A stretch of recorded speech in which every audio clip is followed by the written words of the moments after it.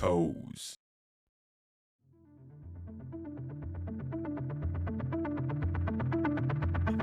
I'm sorry, I was gonna give you a good old introduction here, but that was perfectly timed. So, hello, it's Friday. That's right. Yes, it is Friday. Yay, that's right, everybody. Yeah, we're great. Okay. Hey, good to see you all. Welcome in, everybody. Let me. I'm an idiot. I'm a dumb head. I am a dumb head sometimes. Folks, how y'all doing? Good to see you. Welcome in. Sorry, I'm doing a little bit of tech work here as we get started off. I was going to have a good intro for you today, and then Moo Daddy went over here and dropped a sub right in the dead after the music. I don't know when it played for you guys, but it was like perfectly timed toes when there was just no sound going on. Anyways, welcome in, folks. Good to see you. We've got a fun time today. First, we're going to check in and see what devs have been saying, if any devs have been saying things about what? Star Citizen, that's right. But after that, we're going to watch the Star Citizen Live that came out yesterday. Now, I've been brought to the attention of a couple of things that happened in this live. This is really bugging me. I can't go to my proper overlay here. That's somewhat. There we go. Hi. So, it was brought to my attention that in Star Citizen Live yesterday, we got some information about the Apollo and drones and medical gameplay, which I'll just give you the news right now. It doesn't sound like it's moving anywhere for the Apollo to come out. So, I put out a video about that on Space Tomato too. But it sounds like this Star Citizen Live has actually got quite a bit of interesting questions and information coming out of it. A lot of it being the age-old, we're working on that kind of answers, which, okay, that's fine, I get it. They're still not doing much for Star Citizen. But at least we get additional sort of confirmation that stuff is being still considered or is not being considered. I think the more they are... This is going to sound bad, but the more they are put on camera right now to say important things, I think the more real answers we'll get, because they are no longer just kind of pie in the skying it anymore. They're actually being realistic. So I think the more often they get questions like that, the better. But before we get into that... Hello to people. Hello, we have an announcement to make. Mr. Mav, good to see you. Ananzi, welcome in. Maverick, Mrs. Tomato, Sabre Alpha. Good to see you, Lurch. Lord, my man. Brother Ananzi, I already said your name, but I'm going to say it twice. B5 Guy, Matt Sully, Reese, my man, Jaybird, Scargard, Stakargord, Pedro, my friend. Welcome in, Elijah. Toes, dude. Toes Gang, Johnny Macaroni, good to see you. We have an announcement to make. No Nerf guns. Don't talk about that. Unimportant. Unnecessary. No, I'm not. We're not pregnant. Why is that always the first guest? No, we have our venue. We've got our information. We've got our location, friends, for the first official garden gathering, the celebratory watch stream of the Digital Citizen Con this year. We're hosting one here in Northern California, and we've got the infos for you. You can find it all on the announcements channel over on the garden, but here is the graphic for it if you wanted to get your information right now. There is. Oh, well, yeah. Yeah, San Francisco, San Jose, same, it's not that different. Welcome! The garden gathering is happening. We're going to invite everybody from the garden. Ow! Ow! God, my nipple! What? Yay. Nobody even said to shoot me. They did? Nobody did. Ananzi. What the f***, man? Ow. So, we are hosting this one in San Francisco. And this is going to be a chance to gather up in a little venue. You can go search for the place if you'd like. It's on the the announcement. And we're going to eat good foods and talk to good people and watch the stream. Well, not only are we going to watch the stream there, we're also going to be streaming out of there to you guys, so you can watch us watching it. But yeah, if you guys are interested in going, just message Mrs. Tomato and let her know. And if you guys are interested in helping to fund this, we are not charging for tickets. It's a free entry. But over the next month, we're going to be fundraising for this because it's expensive to host. So if you would like to, there's a QR code on the screen. In the announcement, you can also hit the link, or you can use the command !fund. That is not going to be the regular Toes Gang members, subs and stuff. That is entirely just meant to help throw this event. So if you are interested in doing that, that is very much appreciated. Community event. And yeah,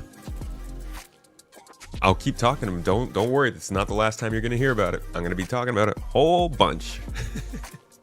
Because it's the first time we've been wanting to do something like this for a long time, and we've done kind of similar things, but we've never really gotten to get into it. So we've been excitedly planning this one out, and we're finally ready to announce it. What area of NorCal is home now? The Sacramento area. Out here in the capital. Okay, folks, I got the tea. We've got the juice. It is Friday. And I am ready to talk about some Star Citizen news. If you are a supporter, Twitch or YouTube or Patreon, within probably the next 12 hours, you will be getting access to our latest podcast episode. Just finished it. That's actually why this stream ended up being so late today. Sorry about that, folks. Busy week. We're still getting caught back up with everything. But if you are a supporter, you actually get access to that right now, or in 12 hours. I just interviewed two of the folks from Keepsake Games. They are the ones putting together Jump Space, previously known as Jump Ship, previously known as Hyperion? Hyperlight Space, something like that. It was a great talk. We got to talk a little bit about the development process of the game, where things are going in the future with the game, and how they're feeling about it at the moment. What's feeling good, what's feeling a little nerve-wracking, all that jazz. But it is, I think, a pretty good talk. So consider checking that one out. I know it's not about Star Citizen, but you know, these other games doing cool stuff too. Looks like we've got nothing from the devs in the last 3 days. They've gone quiet. They don't want to talk about it. Leave us alone. We're working on 4.31. I also think right now is maybe possibly something is going on with Squadron 42. I don't have really any amazingly potent or poignant reasons to believe that, other than just gut feelings, but kind of feeling like it. Valentino! Hello! Welcome in, my dude. Good to see you.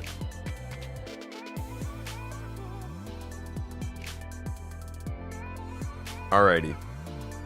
Hey, how you doing, Nerfly? Good to see you. Vile Fun Seeker, your first stream.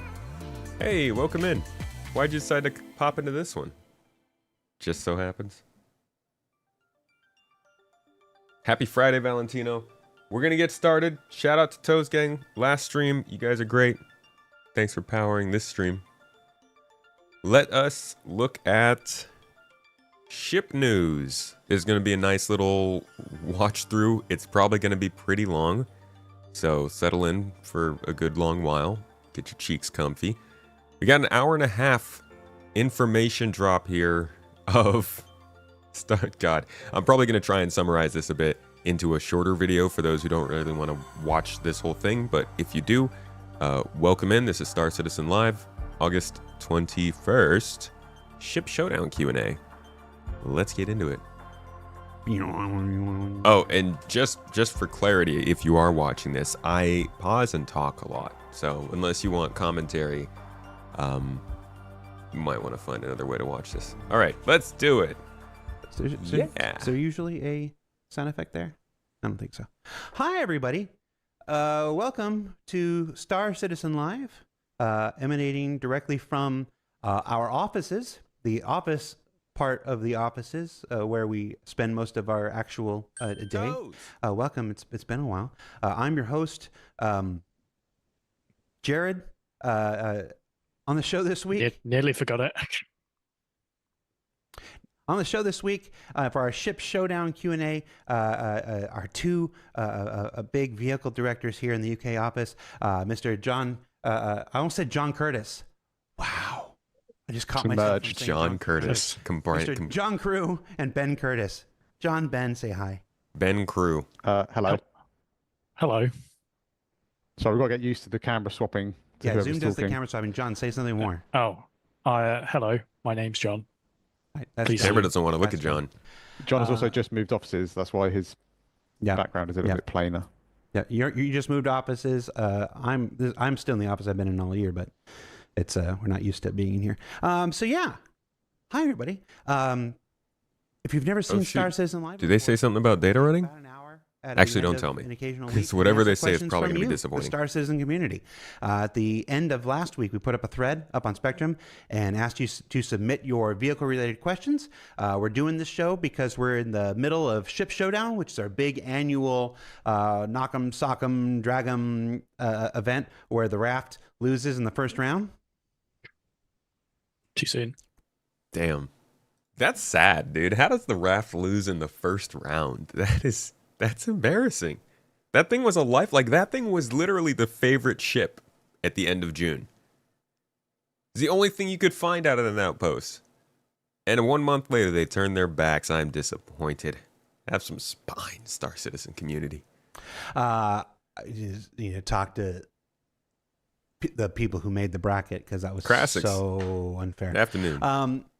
And so we're just going to jump into it. We went to the thread. We grabbed a bunch of your questions. I do want to say a note. I want to say no before we jump in. Pretty good questions this week. I've been doing this for, on and off for 11 years. And a lot of the times we have to skip through a whole bunch of the questions because the questions aren't really on the topic or they're for a completely different team than the team that we're doing because, people don't always think about, there's that team, there's that team, there's that team. And they all kind of work together, but we only got this team on or whatever. Questions were pretty good. This week. So we were able to basically take our 30. We usually do about 30 in the course of an hour. We were able to take our... Hell yeah, Star Citizen. Yeah, freaking give yourselves a pat on the back, dude. That's great. That's fantastic, dude. Good questions? Are you kidding me? Another round of applause. Good questions? Bro. We have the absolute worst questions sometimes. I've been watching these for like 8 years now, and they're awful. Like straight repeats of things that we got told in the last couple weeks, things that we haven't heard about since the last time they said the exact same thing all the time. Fantastic to hear we have good questions. I like that. That makes this a lot more exciting. Ethnification's good to see you, dude. 30 from the top 40. So we didn't have to skip many at all. So we are just going to jump right into it. And the first question, which is the most upvoted question if you account for how many times it was asked throughout the thread, and then combine all those votes. The first question is simply 600i rework when? Oh, it went to me. Oh. It went. You can answer then. Dude, I am amazed at how popular the 600i still is. So yeah, we've done the concepts. We've already shown some of that, I believe, last year. Sorry, it kind of blurs a little bit. Last year? No way. Get out of here last year. Hold on. I'm sure I've got these saved with a date. That was not last year. That was like at least 3 years ago. Had to be. Or I'm just getting way too old. Fall 22? Yeah, look at this. Look at this. Look at this. That is not last year. What does this say?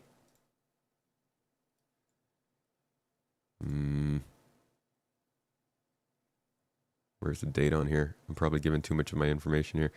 2022, November 22. These are the concepts that they showed us. They are beautiful concepts. Don't get me wrong.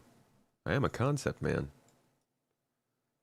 And it looks like exactly what it's supposed to be. A nice luxury yacht with a shiny interior and enough room for a battle tank for some reason, because you just can't help yourself. They did a lot to improve the cargo bay. It gets a lot more space all around it. The armory is looking much better. Like, clearly they're planning on putting a lot of the stuff they learned into good use to make this a better thing. But it's been forever since they showed those concept images, and they really didn't have to show those images at that time, considering clearly they had no plans for the 600i anytime soon. So I'm going to put that quite squarely in the CIG hype category of things that got shown off, because I'm going to go ahead and guess. I mean, I don't even need the, rage in chat about the 600i to know that they're probably going to tell us we don't have any plans for that. And then, you know what? Why not? It's not on squadron. It's not combat focused. It's not focused on base building. Passenger transport's dead for years, I think. I don't think we're going to get it anytime soon, and it's a disappointment. But let's hear what he has to say. It's no production work is currently happening on it. Wow, look at that. And it's not on our sort of like rolling 12 to 18 month schedule at the moment.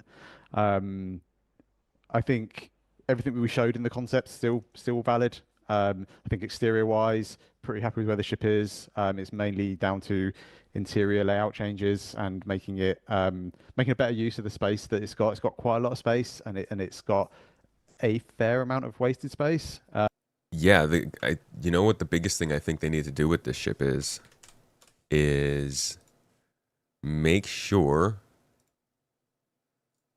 to never, ever let any of these guns, can you see it here? These little guns, this gun up here, this gun over here, do not let them show their face, okay? All of these guns should be inside of this ship. It's insane that this is a space yacht meant for relaxation and luxury, and you've got huge-ass guns on the outside visible to anybody who's boarding. Like, this should absolutely be the same deal as with the new Kruger ship. It hides its guns when it doesn't need them.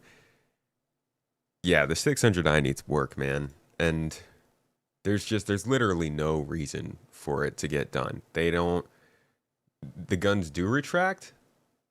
I don't think they do. I think I remember that being a problem. Do they retract? Okay. Well, that's good. I thought they didn't. Never mind. You can take that criticism away. I thought that they did not hide. Maybe that was another ship. The turrets do, but the guns don't, right? The pilot-controlled guns. Yeah, those are the ones that need to move. But, anyways, what was I saying? What was I saying? Right, there's no reason for the 600i to even exist in the game. Painful lesson that we all had to learn together for some reason, but unless there's an obvious reason for the ship, then they're not gonna put it in. And then also the kind of like the changes we want to do to make sure it's works much better with the kind of the different modules and the different layouts that we need. Yeah, you covered most of it. I think the only real things to add there is everything we showed with those concepts. Did the stream stop working? What's going on? Why is Twitch telling me? I could still see the stream. Are you guys on YouTube? Are you here?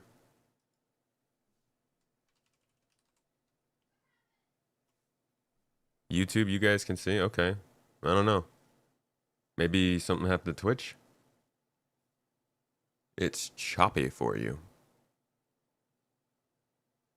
That's weird. I don't see any problems on my end.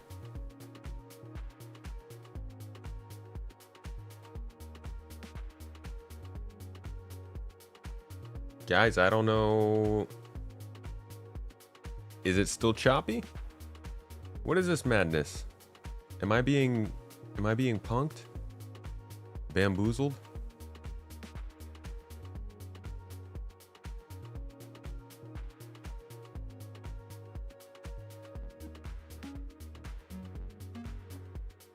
Okay. I don't know what even happened. Some people are saying you got a stutter. Some people were saying the stream is gone. I didn't see anything change on my end here, so whatever. Does look like we lost most Twitch viewers. Oh yeah, no, it's just telling me that Twitch isn't even on the stream anymore. Oh, looks like I'm good on OBS. We're okay through Restream. We're fine through the interwebs.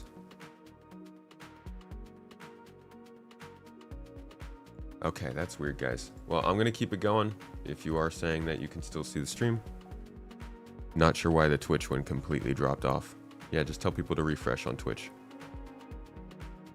Images is pretty much accurate still. Big highlights being the Explorer gets a medical bed and the cargo bay of it gets large enough to hold a Nova tank. And why it constantly, or not constantly, why it never seems to happen is that really 600i owners have a functional ship. So when it comes to prioritizing what do we want to work on next, redoing the 600i takes the place of something else that doesn't exist yet. So, exactly. That's what I'm saying. Like they're not gonna. First of all, they don't want to do something if it doesn't have a need for the game, because at this point they're actually playing it efficient. They're not like they don't have to sell ships anymore to make money. That's all they could do back. And I'm not saying like they're making money in a different way.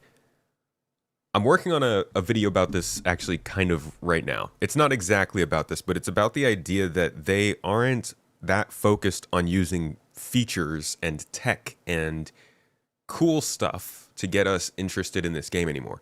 Now it's about actually playing the game, progressing, customizing, having a different experience kind of thing.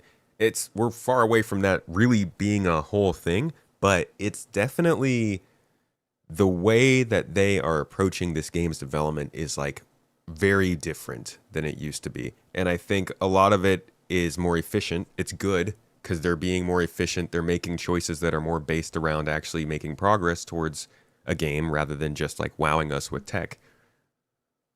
But it also means that we're just not going to see stuff like this. Like, I don't think they're in any sort of a rush to even bring in something like the Orion. And that's going to be really disappointing for people who have been waiting for ships that were sold to make money to build this game. Like, there's not that many ships either.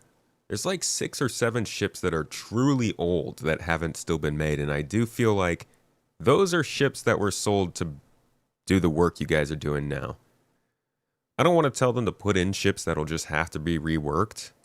But man, it's not a good look, man, to keep putting other ships off. I do think though that he makes a point in that like reworking the 600i is much less valuable than making another ship, even if that ship is from the backlog or something. Just in general, works out better. Frost, thank you so much for the sub. Sorry for the weird situation with the stream. Hopefully you got to get back into the stream. Thanks for 10 months on Prime, dude. Hell yeah. Take that, Bezos. Still super excited to do it. I think it's going to be a big update when it happens, but it's just finding the right time to do it. Yeah, and I think it will be nice to kind of put a little bit of polish on some of the Origin, ships. We've not done an Origin ship for a while as well. Yeah, it would be nice to kind of give it a little bit of love. Yeah, I know. We go into I think it's our 6th or 7th 2026 schedule meeting next week. And next week, and I'm hopeful we're going to get an Origin ship in there. On to the ninth edition of the schedule. Yeah. What Origin ship? Just in case people think it happens willy nilly. It goes through a lot of iteration. Yeah, they should fix the bugs on the ship for sure. Skip ship sales and sell more skins or cosmetics and work on the backlog. I think they're working towards that, but that's a very, very slow process to switch. Basically, change where $100 million every year is coming from. That's not going to happen in a few months, let alone a few years. And unfortunately, it doesn't really matter that much until the game proves that it's worth it, which is Squadron 42, proving they can ship a game. So it's all ultimately dependent on them actually shipping a real game with Squadron 42, in my opinion. And yeah, for the people in the chat, I can't call you out because there's so many. When did we start answering when questions? We're gonna have a couple of these. And the when questions we're gonna be able to talk about are the ones that are like, it's not coming anytime in the next 6 to 12 months. The when never questions. I think it's important. It's not the information anybody wants to hear, but I think it's valuable to folks who want to manage. It's important for managing your expectations and stuff like this. We don't want to string you along or whatnot. If we know something's not going to come in the next 6 to 12 months and whatnot, some of these questions we're just gonna tell you. That's going to be a lot of stuff the next 6 to 12 months. What is coming in 6 to 12 months? To me, it makes sense. It's the right thing to do. So that's why we answered that one. And there'll be a couple more of those as we go through. Our next question, how many existing ships need upgrade/polish before engineering can be released? Now, this is a backdoor question trying to glean some insight into engineering, but I'll let John and Ben answer about the ship part of that, since engineering is not technically a ship feature, a ship content feature. Yeah, obviously, vehicle content has a big part to play in this. So there's sort of two-part answer here is what's needed from the vehicle side to release the feature and what's needed to have the feature fully functional, bells and whistles and everything. So what's needed to release the feature from a vehicle content side is all the ships support it right now.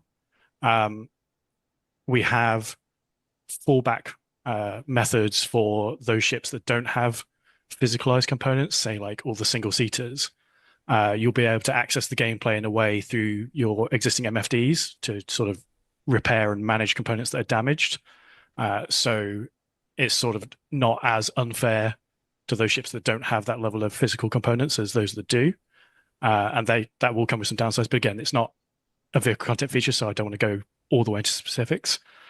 But in terms of the full featured running around your ship, changing fuses, messing with relays, engineering screens, completely accessible components, we are pretty well through the list. I had a big chart that I was looking at the other day of where we are with it, and it's well over half the ships have that level of everything being physicalized. And not going to lie, well over half the ships is not as good as I was hoping for.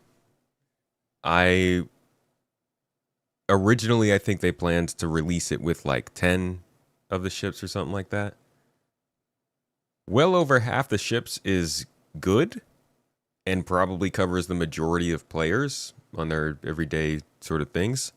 But I definitely would be hoping that they would have been closer to all of the ships by now, because I don't know. There's no judging how long it would take to get through the rest of the ships. But I hope that this is telling us that they are aiming to have all ships ready to go when engineering comes out, and they're not going to miss any. Does that mean engineering is further and further away? I don't know.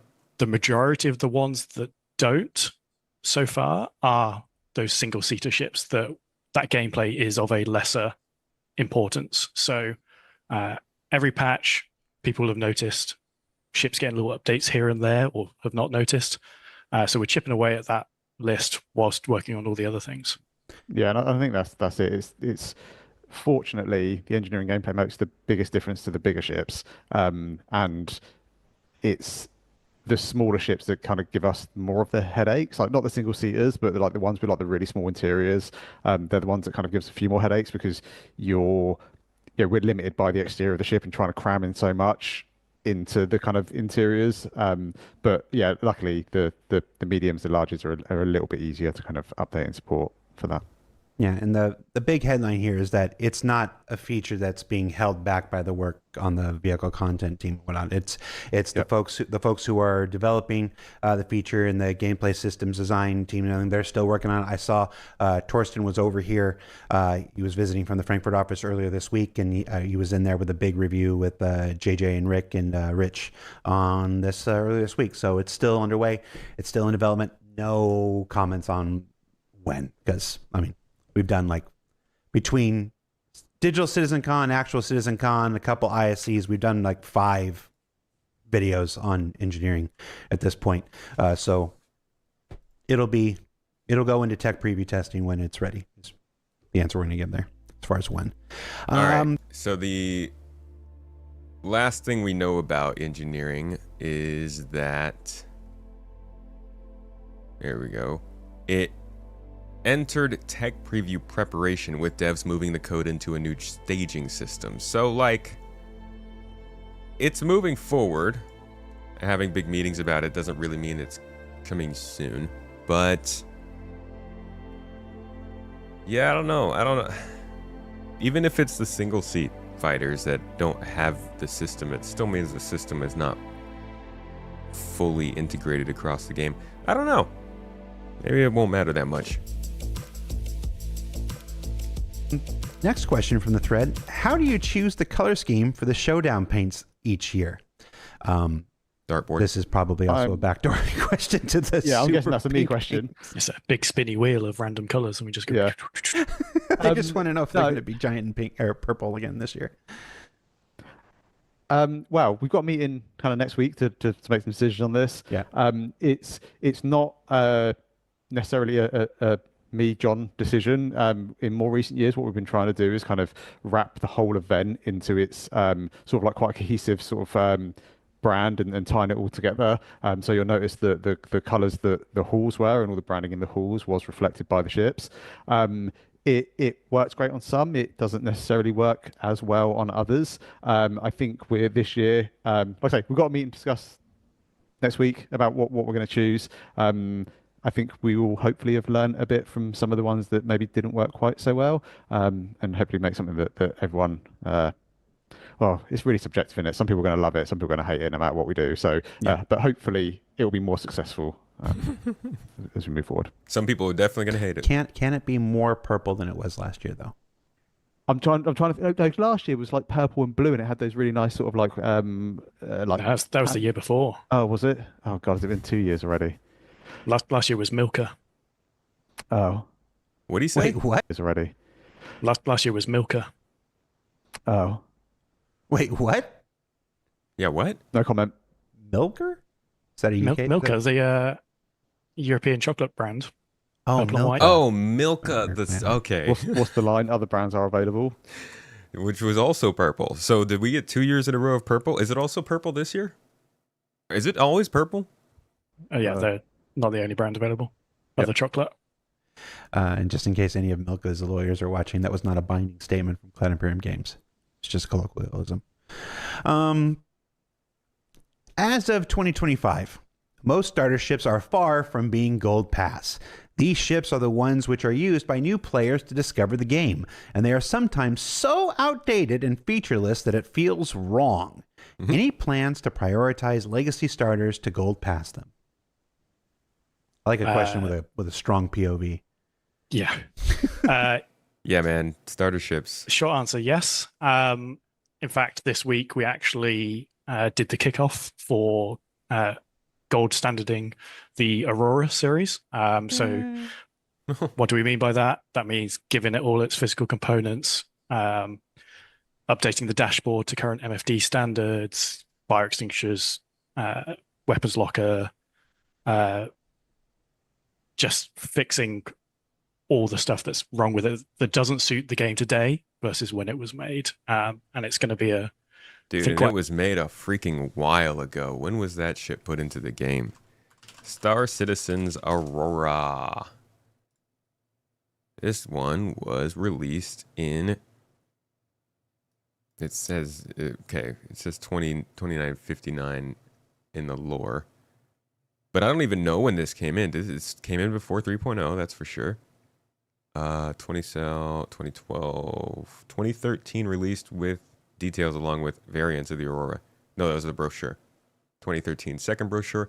2014 flight ready along with the Aurora series in version 1.0. Alpha 1.0. So this is a 11-year-old ship. Holy crap. It got reworked along with the rest of the Aurora series in 3.0, but it was still, I mean, that's 3.0 is still 2017. This is an old freaking ship, man. I know it was the original, but Jesus, it's been in game a while. Quite a nice update for those owners, of which there are many millions. Yeah, I have a little bit of an issue with the term gold standard, because like gold standard's like an ever moving kind of line. So it's Right. more about bringing the ships up to, Current. what, like say what, yeah, current standard or 1.0 standard or whatever, however you want to kind of like stage it. It's it's bringing the ships up to the standard where they support all the current kind of gameplay and features that we know about kind of now. Who knows what's going to happen in the future, and where we'll take things. So yeah, this is about kind of making them the best that we can make them today, effectively. Yeah, and I think in terms of like starships, I don't think we can say that, yeah, we're doing all starships first, and then we're doing this, and then we're doing that. It's generally kind of prioritized by ship popularity in kind of some sense. So yeah, the more popular ships, we obviously, the most popular ships with the worst issues is the ones we want to try and fix up kind of sooner. But then also kind of what makes sense 600i, folks. You hear that? from a gameplay and a business sense. So if we've got something, a feature coming out that we know is going to use a certain class of ships, and we've got some of those ships that are maybe lacking, then if we've got time in the schedule and everything aligns nicely, then hopefully we can kind of try and bring those up to standard as well where we can. But yeah, it's Honestly, you could use that as kind of a little hint guide. If we see ships starting to get updated in certain ways leading up to something, then it probably means that there is something that depends on that thing to actually be worth releasing.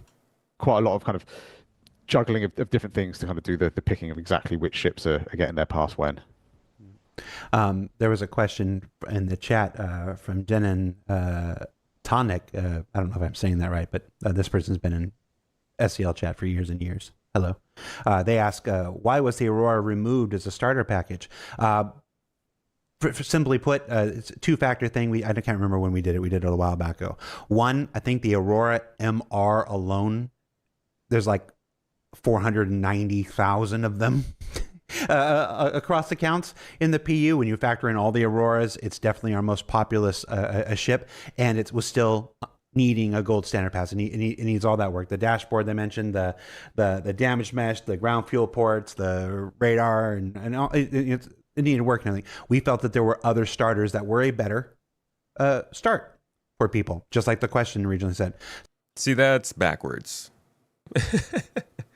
I think they should have kept it up to date this whole time because it was the most populous ship, even if it's not the one that people want. Like, rather than letting the actual cheapest game package go out of date and therefore pushing people towards more expensive game packages, shouldn't you just fix the less expensive game package? I don't think there is a $45 game package besides the Aurora. And I feel like when you go to get this game and you click on the thing, it's just going to say download for me because I'm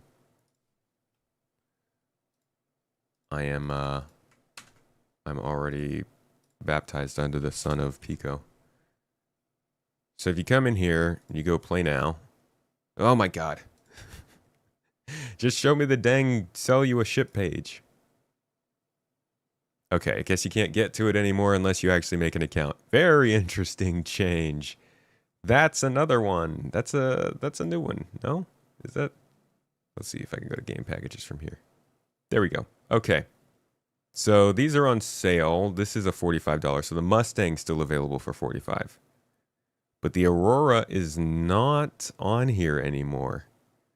You guys remember earlier this year we saw that there was they kind of pushed the Aurora off the page. There's a video about it on Space Tomato 2. We went and literally looked at the website, and the Aurora didn't pop up there anymore, but you could still get it. They were just like slowly getting ready to remove it at some point. But yeah, without the Aurora, the next cheapest one is what, $60? What's going to happen to them? They better keep the Mustang on here, or they better do them one at a time.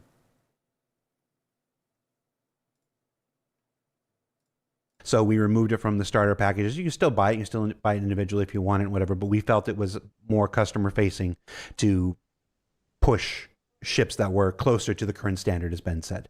And when the Aurora is back and up to the current standard or whatnot, we'll look at bringing it back into a starter package.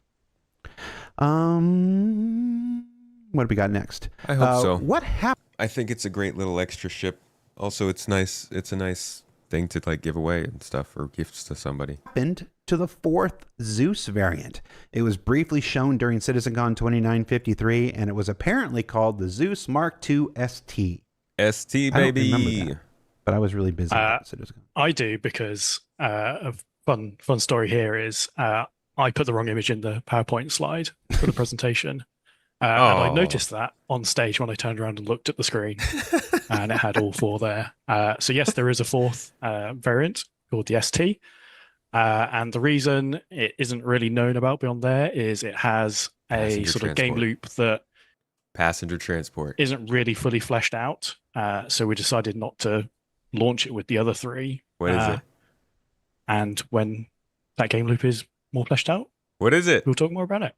No. Yeah, I it's wanna one of know. those. It's one of I want to know, because if it's data running, then that'll be my ship. I do like the MSR, but like, if it was data running, that'd be cool. But I feel like it's those things passenger we transport. try. We don't always succeed. Let's just be real honest here. We don't always succeed, but we try not to push ships that don't have the relevant requisite gameplay at the same time. And when people see a new ship that's added every month, and they say, "Why are they doing another fighter? Or why are they doing that?" and whatever. There's a lot of factors that go into that. Not the least of which is that fighters sell. Let's just be real. But it's also most of the time when people are like, "Why aren't you doing this ship?" or "Why aren't you putting another ship with this?" It's because we're waiting for the gameplay systems to mature. We're made before we put more ships out in that loop. Again, we don't. AKA, we mostly only have combat, so we're just gonna keep releasing combat ships. for now. It doesn't always work out that way. Sometimes a schedule is a schedule. But wherever we can, we do try to not push ships that don't have the requisite gameplay or all the requisite gameplay and stuff. I am excited for that new salvage ship they're working on. Always be exceptions. How is ship Exactly. modularity It's a space tomato. coming along? How is what? Ship what? How is ship modularity coming along? Ha. I mean, it's out there now with the Retaliator. It is another one of those things along with the whole sea that took a long time, and we talked about it for a long time in SCLs and ISCs. It's out there with the Retaliator now. So really the only thing that stops it spreading further onto other ships that we promised it with is just simply time and resources to go through those other ships and do it. It's the same reason we haven't done the last 1 or 2 modules for the Retaliator. In terms of feature-wise, it's there. It's working as much as we need it to work for ships such as the Apollo, which I'll say is... What does that mean? It's working as much as we need it to work. I hope that's not like we're gonna have to go back and redo it at some point when it gets bigger, kind of thing. coming out next month with all of its modules, so all 6 modules. So it has the left and right tier 1, 2, 3 modules, so you can mix and match between them all. That's There very might nice. be some ships that I can't think of in the back of my mind that have a feature inside their modules that doesn't work yet. But if that's the case, we're probably not working on those ships anyway. But yeah, it's modularity as a feature works. Yeah. It's technically 6 modules, but it's 2. It's the left and right with It's a the left- tier 1 because- bed, a left and right with the tier 2 with 2 tier 2 beds, and a left and right with 3 tier 3 beds. Yeah. So it is technically. I 6. still get confused by the tiers. It's the wrong way around in my head. It guys is. did We it. do everything in Star Citizen is generally tier 1 is your starting, and then you go up. And tier 2 is more than tier 1, and tier 3 is more than tier 1. With the Apollo, because of whatever decision we made back in 2018 or when I think it matches actual first responder injury stuff. I'm not sure. I don't remember. Oh, I guess that makes sense then. But I'll let it's inverse. So the Apollo is the only one that's inverse, where tier 1 med beds are the best of the med beds, and then tier Isn't it all like that? I thought all of the beds in the game are like that. It's tier 1's the best, tier 3 is the worst. 2 are the medium, and then tier 3 are the lesser ones, and that is confusing a lot of people. We're like John said, the September promotional ship, the flight ready ships are the Apollo triage and the Medivac. And Hey, and that is the announcement. Now, I mean, we know what next month's ship is. I guess it's no secret, no surprise. Sooner than I thought they were going to do, but they've got a busy year, or a busy last quarter ahead of them. They've got to drop in the Perseus. I guess obviously they're doing the Apollo. Probably going to do the new CNOU ship by the end of the year. And actually, there's nothing else that we actually actively know about. Maybe the Paladin, but I don't think the Paladin's going to be next year. our brand folks are onboarding and having to learn about this and stuff like this, and and yes, it keeps being a continual point of confusion for everybody inside. But we're paying for the sins of 2018, us. Yeah, dude, paying for the sins of a lot of years. CIG. I saw the command module recently being added to the public roadmap. Anything you can tell us? Why does it always come to me first? Wait, what was it? I saw the command module recently being added to the public roadmap. Anything you can tell us? Ironclad, baby, come on. Why does it always come to me first? Because you're the last one that was talking. Oh, okay. John, do you want to talk first? Yeah. So command module on the roadmap, that's the technical features done by not the vehicle content team to allow us to set up the command module, which you've seen on the side of the Caterpillar, and it's also on the Ironclad, that allows it to be a fully independent ship that can dock, detach, dock, and the complexity here that requires the feature development is it's not the same docking system as you see like Starfarer refueling or Merlin and Constellation series, because those are simply just two ships attaching to each other. The command module is that plus the transfer of control authority between one ship to the other. So you need, when you're in the command module, it's to have its own set of IFCS parameters and more, but we'll just talk IFCS.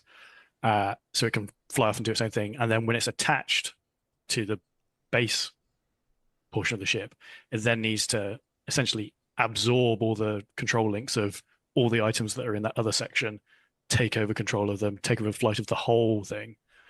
So yeah, we are getting that feature-wise in a position where we can update the content to support it. Sure. And I think I wonder why. With the way that they do everything now, everything kind of has more purpose for why they're bringing certain things in. And I do wonder why the command module is something that they're starting to work on right now. If that's just because they want to make sure it is good to go by the time the Ironclad comes out, or if there's some kind of content that they need it for. But I do agree with you in chat, Arenderoff. The Carrack cargo pods would be truly nice. I don't. Maybe the Caterpillar can get its update whenever the Ironclad gets its update. I think they'll probably go through and do all the Caterpillar updates as well for that. Just kind of makes sense. But I do feel like the Carrack definitely needs to get its cargo pods working. Also, saw somebody pop in here, Mr. Compensa. Welcome to another stream, dude. Welcome in, man. It said it was recently added to the public roadmap, not in the release view, but in the technical development. Could be base building related. Developed by the technical feature team is doing it, and then when they're done, then it can be applied to ships like the Caterpillar and stuff. So I think I want to be real clear. When you see, I think it was scheduled to end in December. That's not when the Caterpillar is getting it in December. That's when the work internally is scheduled to be done, and then the vehicle content team can grab that work and say, thanks, and then start applying it to. So that we can kind of confirm then that the Ironclad is not coming by the end of the year, because they probably want to ship the Ironclad with this feature working.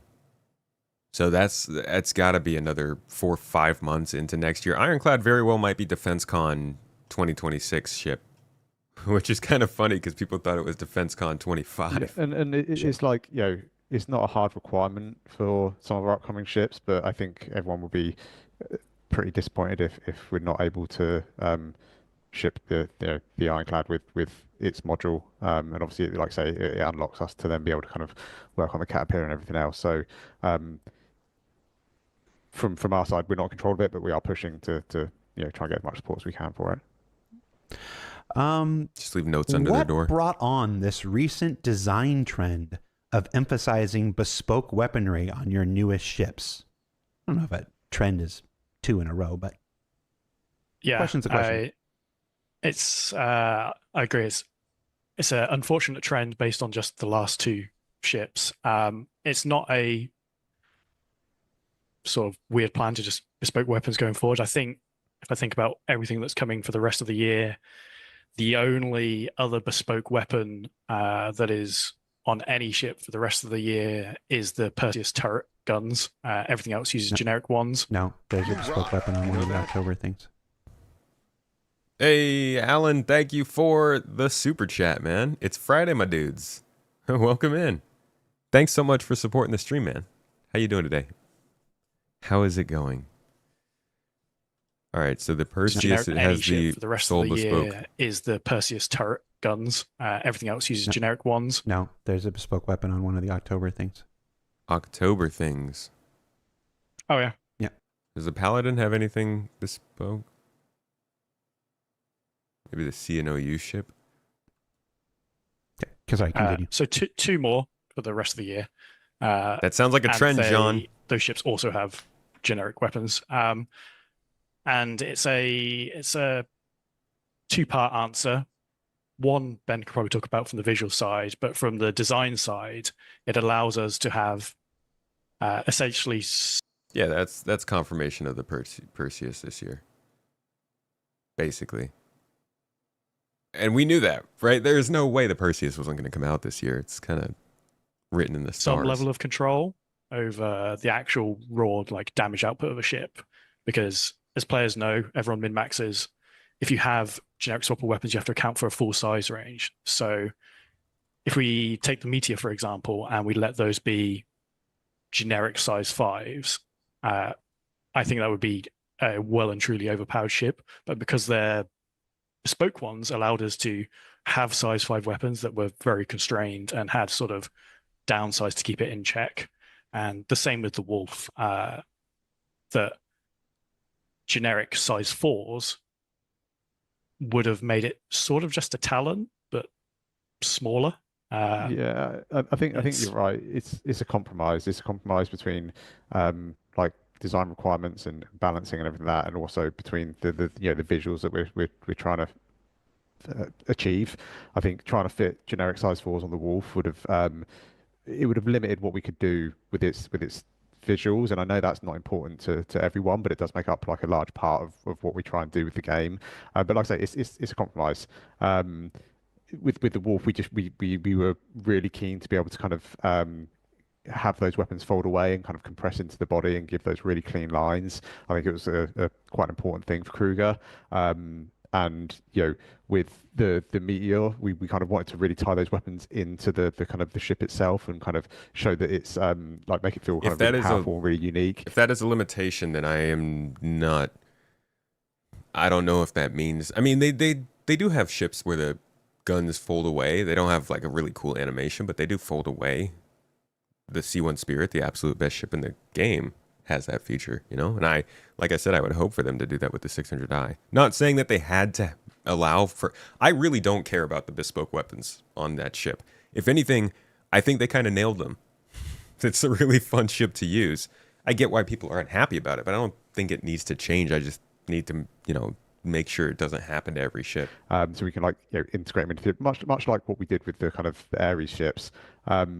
And just because they're not generic size 4, size 5, or whatever that means, that doesn't necessarily mean that there's never going to be options for other weapons for those ships. It just means that they won't necessarily use all of the ships, all of the kind of weapons that are generic in that size class. But it doesn't mean that you're only going to ever have one weapon for a particular ship.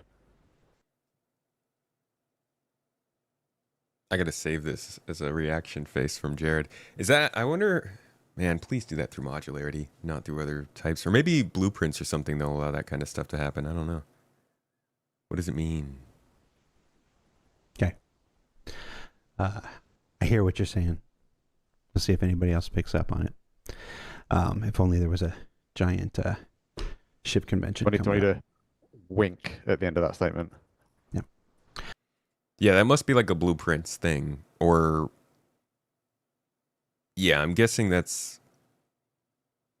yeah, I don't know.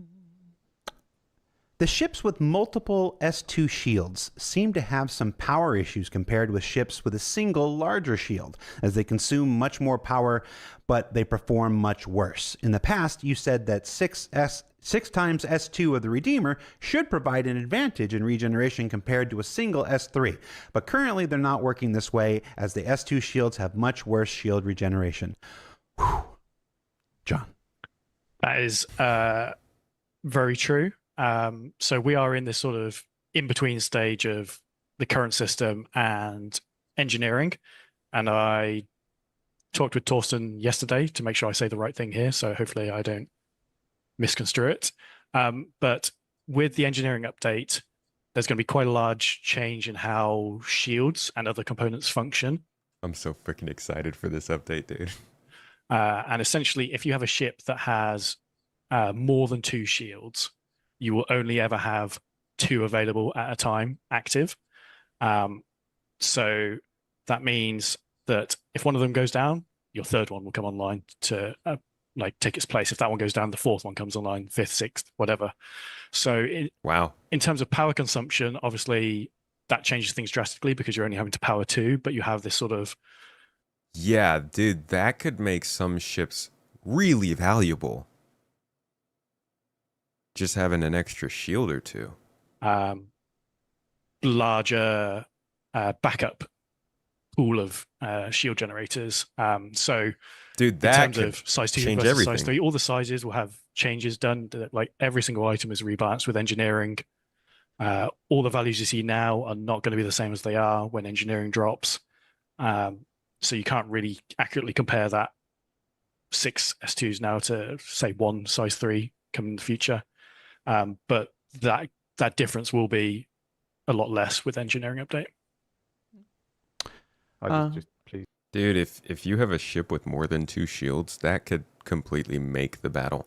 Shields could become the most important component in the ship.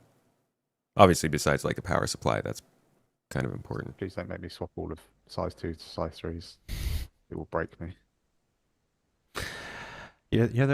Whose idea was it to make everything physicalized? It was a really good idea.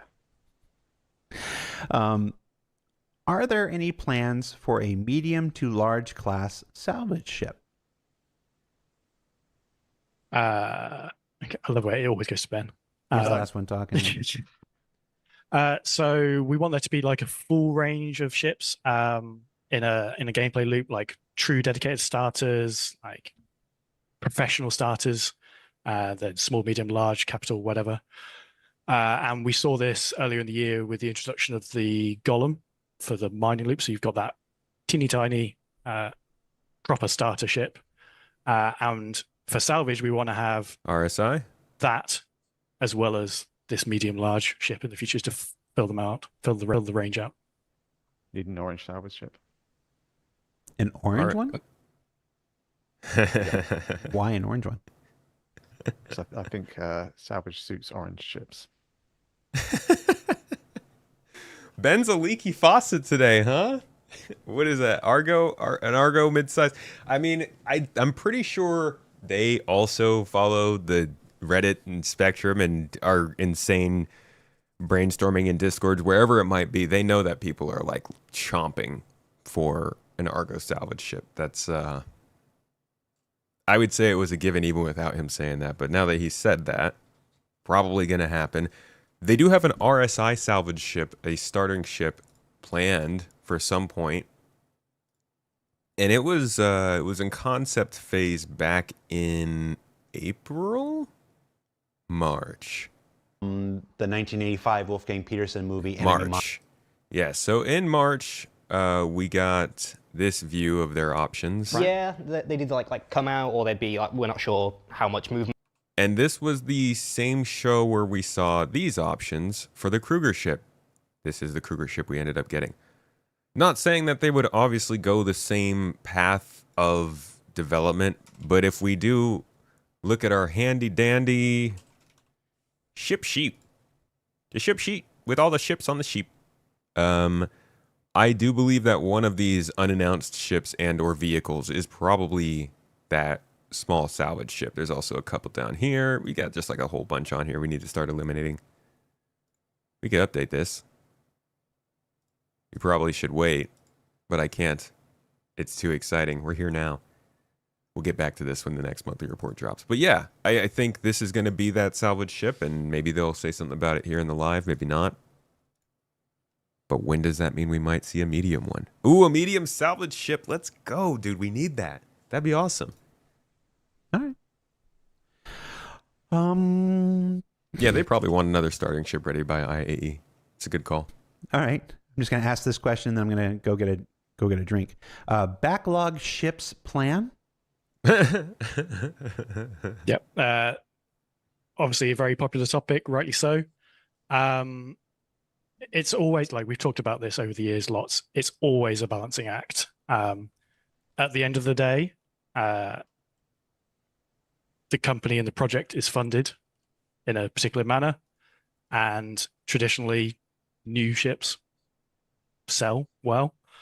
But that doesn't mean we can't not do the old ones. We have to do that. But it's always a balancing act between fresh new content, updating the existing content so it suits the game as it is today. Like I said, we talked about with the Aurora, that isn't really suitable for the game today. So we need to fix things like that. And then we also need to finish and deliver on the backlog ships. Let me pull up the backlog for you guys so you can see what he's even talking about here. So this is a list of all of the ships leading up to 4.1.1 earlier this year, made by Colonial Movers, a fantastic content creator, and org, actually, in Star Citizen, if you want to join them. This has all of the information about the ship backlog, and it's pretty interesting information. It's got plenty of specific details about what the breakdown is of ships that have and have not released. And he usually does this, like I would say, a couple times a year. We haven't gotten one since 4.1.1, but when we do, I will start including it in these talks. But you can see here, the red is the unreleased, the black is the released. Most of the ships have been released. And actually, if you scroll down, you'll see that in the grand scheme of things, 173 out of 213 were released earlier this year. A lot of those that weren't released were actually the larger ships. That's why we're just now starting to see them come in. So small ships pretty much done. Medium ships, you got a couple that are still holding off.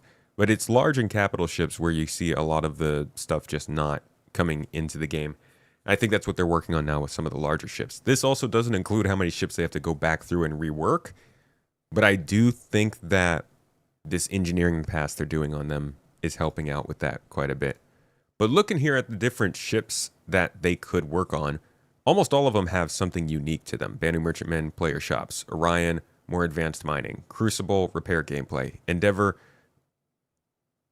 everything. Genesis, Starliner, passenger transport. Javelin, we know, is getting close. It's also freaking huge.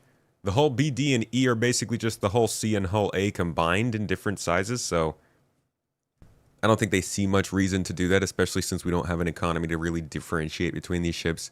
The Pioneer, obviously, a base builder they're working on. Apollo's coming out next month. Kraken is a spacecraft carrier, which I guess they could work on. Just a really big ship, and they got to get the Ironclad done first. The Vulcan is like the first one on this list where I'm like, oh, please. But that's the same problem as the Crucible. It needs refuel and repair gameplay as well as drones. The Nautilus needs mines. The Ranger needs two-wheeled vehicles. The G-12 should have been worked on, but it sounds like they still are pushing it off. The Perseus is being worked on. Liberator is ship carrying, and I believe it also has refueling stuff in it, so I'm not sure. I can drop this in chat for you guys. I'm not sure if, like, what would hold back the Liberator, but hey, I thought it was going to be around by the time we saw Pyro. Guess not. Odyssey, exploration stuff. The Raylan has weird cargo, but it sounds like they're working on it. The Expanse is refueling. The Galaxy has modularity, refining. The Legionnaire is hacking. The UTV, I don't know why they haven't given us that. Arastra is just a larger mining ship, probably not important to them. And then we have like these last ones, the Paladins being worked on. So like you could go through this list and see why most of them aren't being worked on, but they definitely do need to be getting through the backlog, like I was saying earlier, mainly because people paid for these. Like, get the gameplay together and let them get their ships, man. I understand seeing a bunch of ships coming in that are brand new and not getting to get your ship that was 10 years ago, but I also understand why CIG doesn't work on it if it's not going to make sense for the game at that time. Yeah, the Apollo is coming next month. They confirmed it in this video. Oh, the Arastra has a refinery, right? Okay. Yeah. Good call.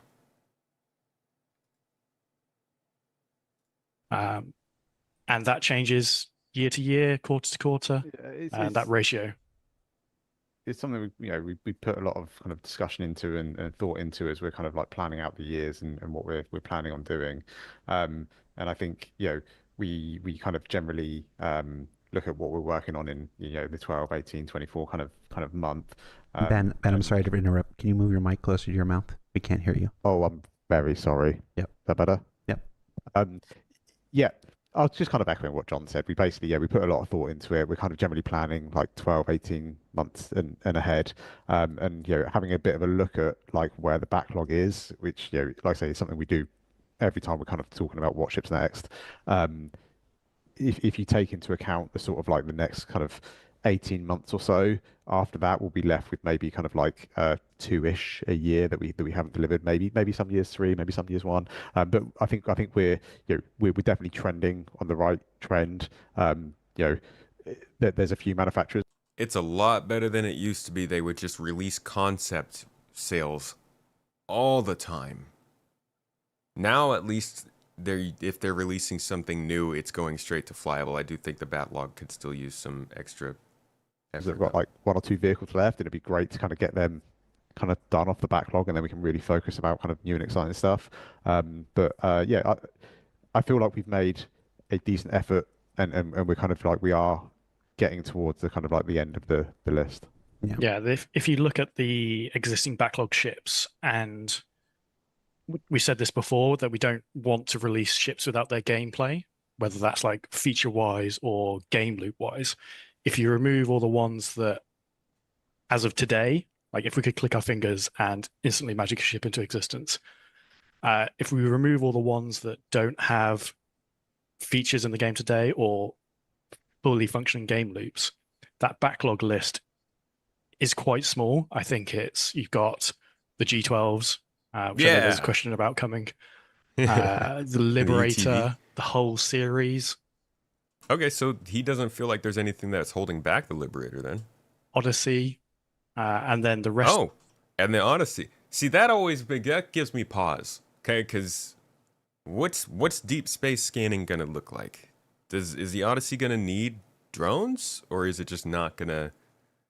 Because the Carrack has drones. I know they're not necessarily the same kind of explorer, but they're both large exploration-focused ships. So I'm wondering where the nuances of scanning are going to be, that the Odyssey is something he could just see coming into the game now. Of them are ones that sort of really do need a game loop to make their use be good in the game. Yeah, I'm glad you mentioned that, because I was going to jump in there and stuff. It's often what happens is we have to interpret what the request actually is. People want the ships. What they're really saying is they want the gameplay. They want the gameplay that is associated with that ship, and we, the people in this call, are not entirely in control of that destiny. As everybody knows from our statement at the beginning of this year, certainly not all. It's been kind of exaggerated, but a bunch of our engineers and programmers and stuff are on Squadron, closing that out. There are still many gameplay programmers and engineers on Star Citizen working on crafting and base building and engineering. I'm literally like, I finished a video. I'm just editing it, and then it's coming out for supporters probably in the next like 12 hours, everybody else in 24 hours. And it literally is taking quotes like this from throughout the year with how many times they've emphasized that Squadron is getting the majority of the work. And I'm like, there's another one. It's right there. Programmers and stuff are on Squadron, closing that out. A bunch of our, certainly not all, it's been kind of exaggerated, but a bunch of our engineers and programmers and stuff are on Squadron, closing that out. There are still many gameplay programmers and engineers on Star Citizen working on crafting and base building and engineering and the new inventory system we showed off on SCL a while ago, stuff like this. So, but there's never enough people to work on everything all at one time. There just isn't. So you guys can make those ships when the gameplay team gets around to make. I still think they try to make it sound better than it is. I really do believe that most of it is going towards Squadron right now, even if it's not 60-40 or whatever. If they were doing as much work as they had been in previous years, they'd have more to share. And they just don't have, maybe they don't want to share anymore, but subscribers are still paying for these productions to be made. And if they're just kind of being like, we're not going to make the production because we don't want to, that's different from not having the work done. I would understand not having the work done, but then they come out and they say that there's a bunch of work being done. So which is it? I don't know. That gameplay and stuff like this. But when you take those ships out, somebody in chat mentioned the Endeavor. The Endeavor's going to, let's just be real, we're going to be waiting a while for the Endeavor. The Endeavor. When you take those gameplay ships out that don't have the gameplay, the backlog is actually pretty reasonable and stuff. Even the Banning Merchantman requires NPCs and being able to set up your own shops with NPCs and stuff, and that's feature work and stuff. So it's always a balancing act.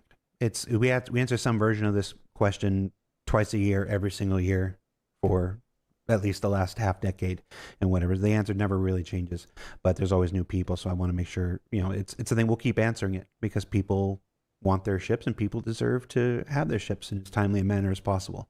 But we have to balance that between gameplay services being available and, quite frankly, the needs to continue pushing the project into new directions at the same time.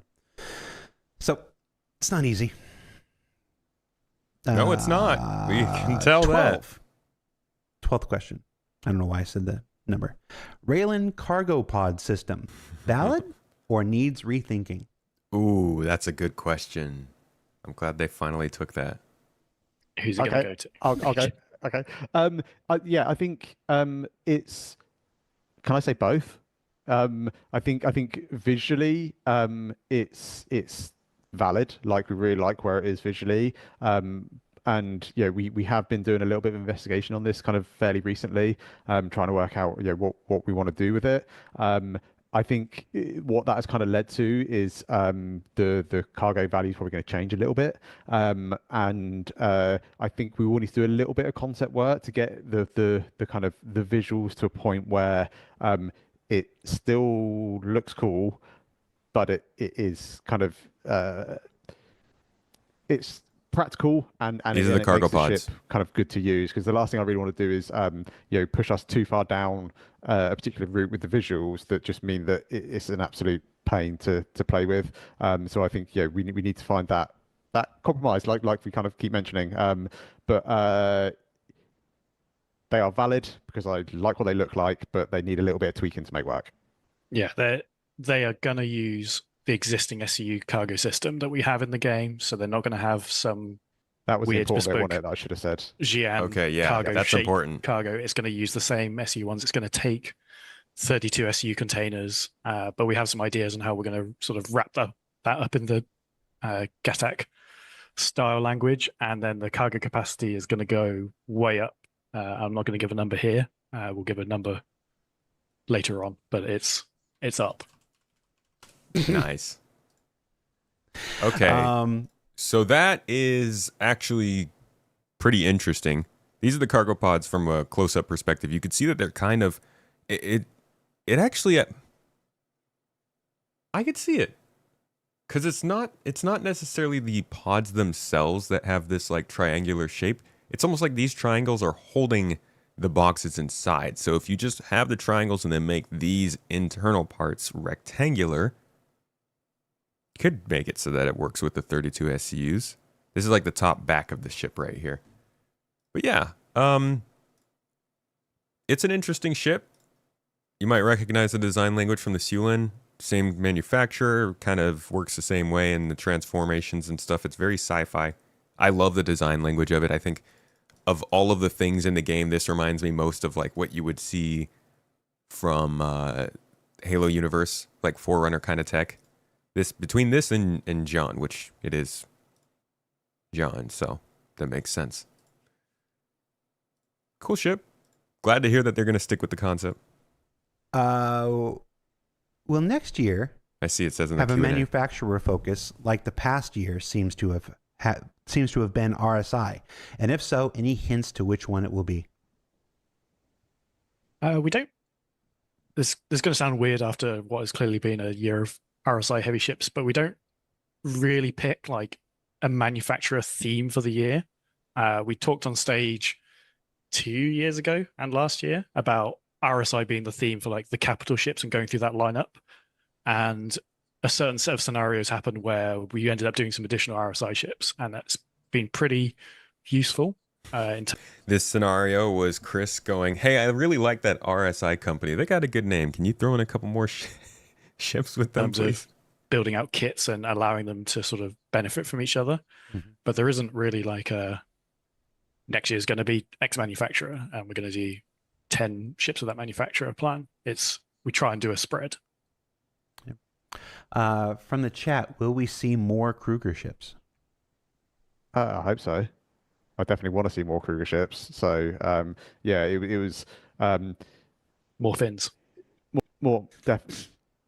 Maybe more fins. I think things. See, they know.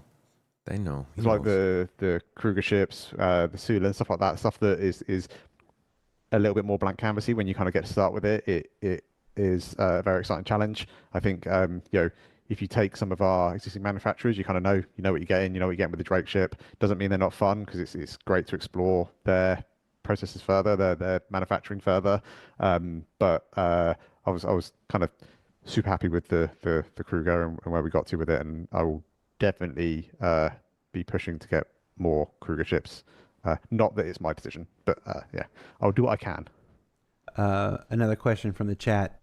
Anything about the Carrick cargo pods after we were talking about possible changes to the Oh yeah, cool. What was it? The came Raylan up. cargo pod system. Anything you can tell us about the Carrick cargo pods being detachable? Yes.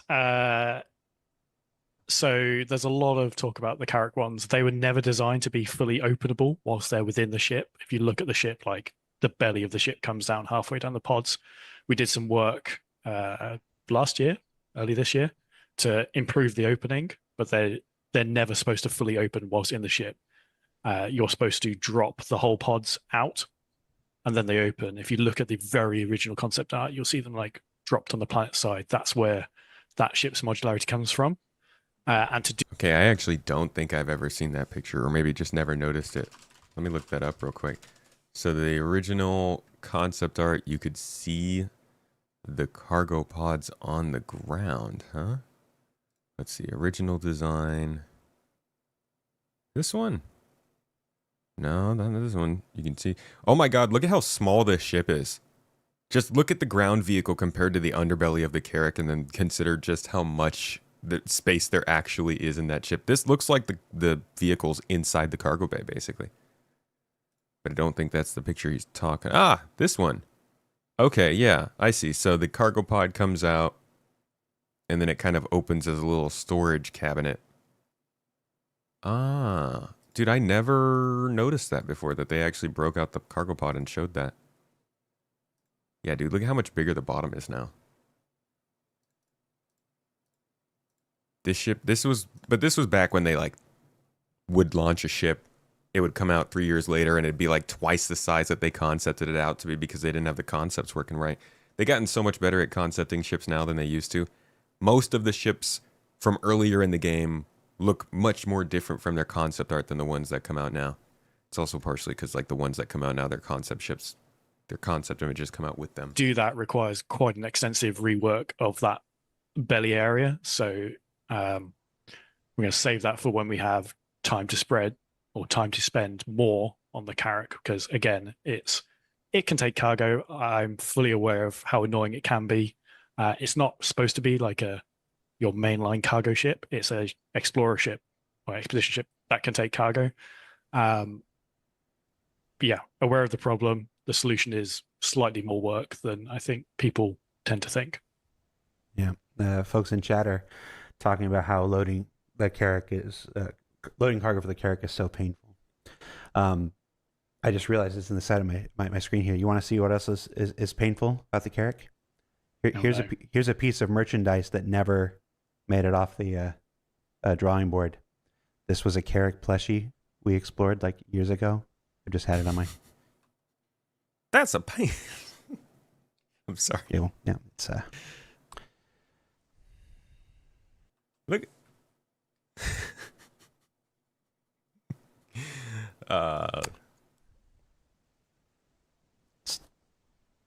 it's not good.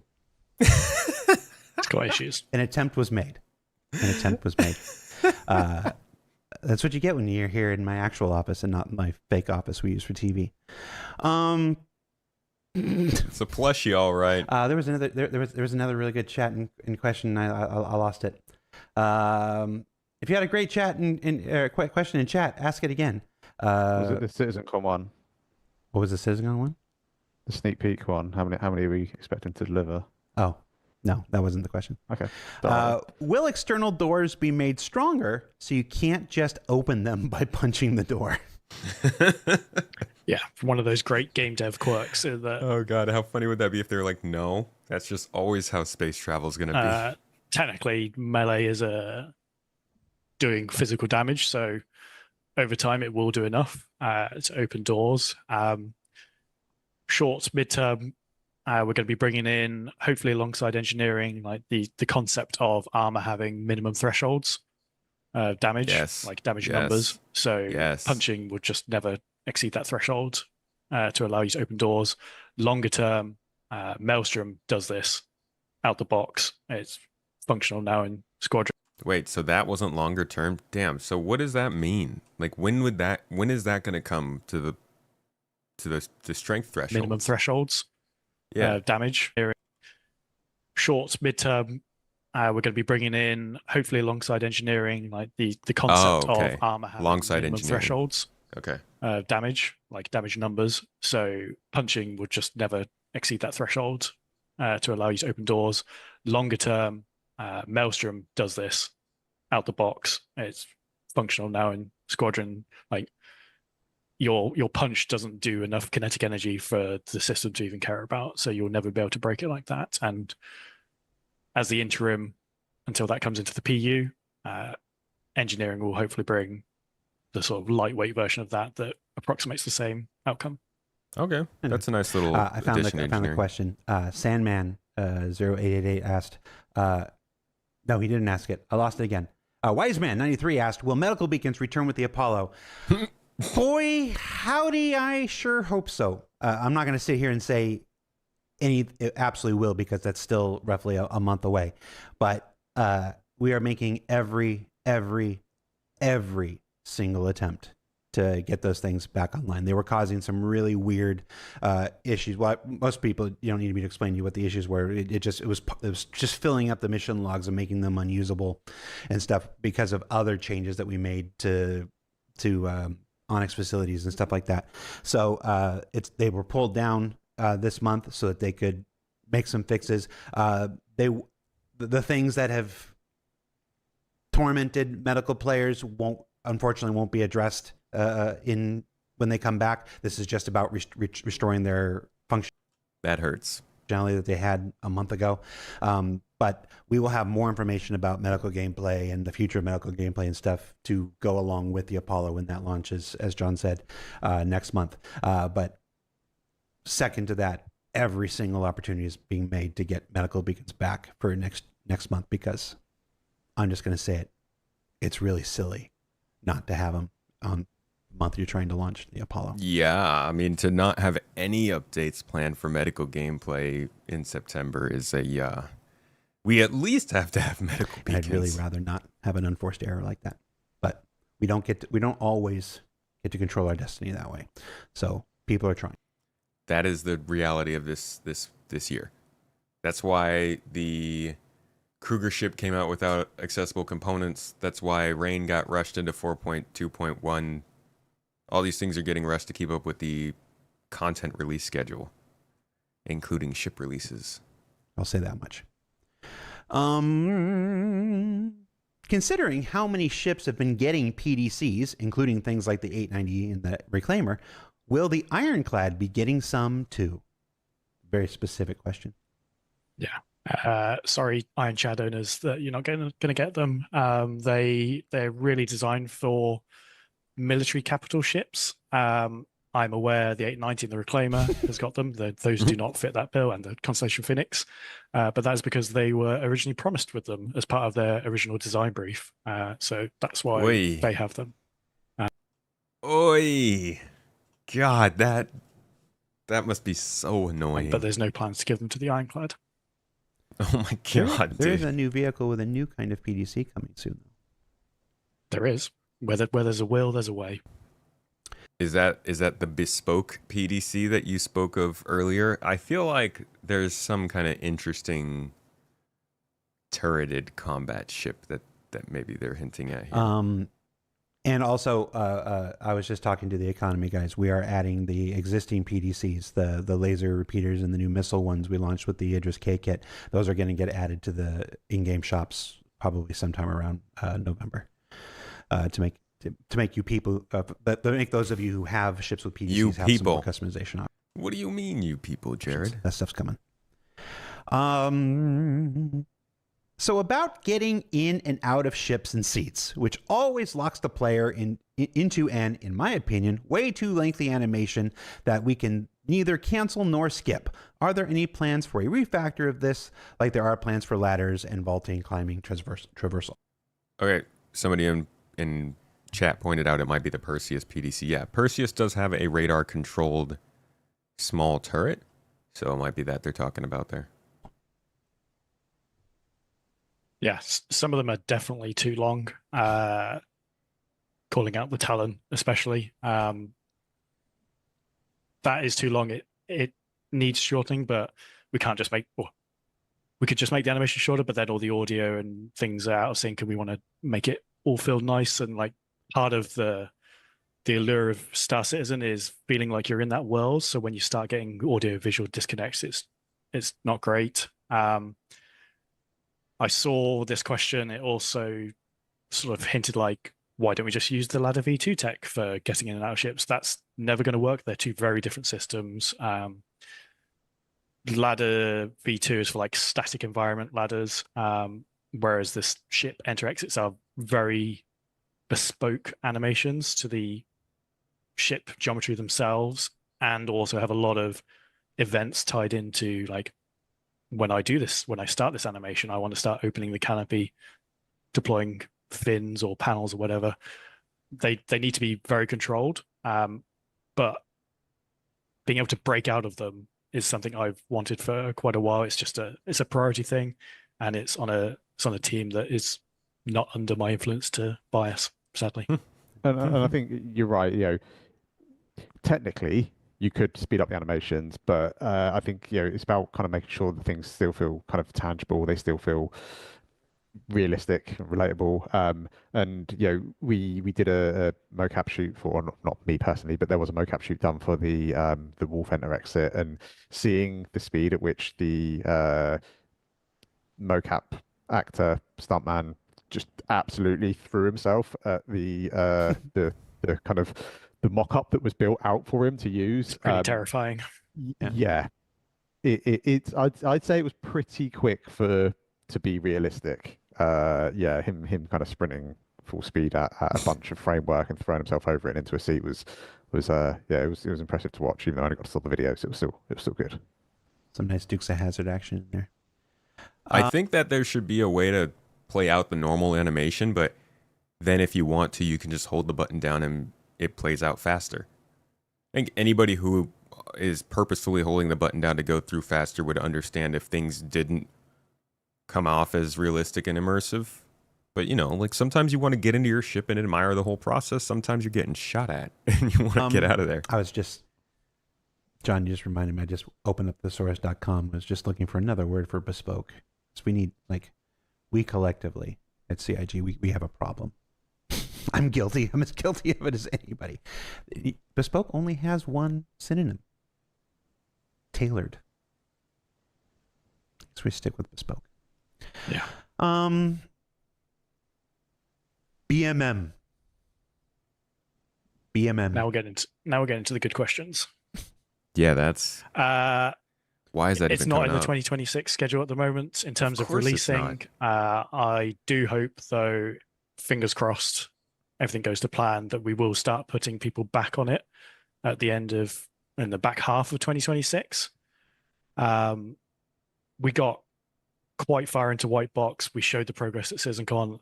It's not moved an inch from where we last showed it. Yeah, that was quite a tough thing to show, because we wanted to be honest about it and show Yeah. where we were up to with it, but also appreciate, if we're still on stage going, look at the BMM, everyone's going to be like, yeah, it's coming, and it's like, I'm just trying to be honest. So I think, as John says, we're hoping to get artists and designers and the content team kind of back on it next year, but that it's not currently in the schedule for next year's release. But as we keep mentioning a lot, things change, but that's a big one. It's going to take a lot to do, so the chances of it moving forward is pretty slim right now. I mean, they still need player shops, which I think is mainly the main thing. But until player shops are just really figured out, they probably are kind of hesitant on the internal design still, I would imagine. What's up, Twisted Pickles? Welcome back, dude. How you been? Thank you for the welcome back to the US. Feels good. Yeah, a lot of sad Banu Merchantman owners in the chat right now. Proverbially, I am pouring one out for you. I just don't want to damage my keyboard. Cheers. I know. I'm sorry. I mean, I don't know. I don't have any ships that aren't out, but I'm sorry. Can dedicated racks be placed in cargo ships for a max lift tractor tool, so one is handy and in the cargo bay? I don't see why not. It's a pretty valid use case. Some of the ships we have later in the year do have weapon racks near their cargo bays. I don't know off the top of my head whether the max lift shares. So the way you decide what goes in each rack is a combination of size and tags.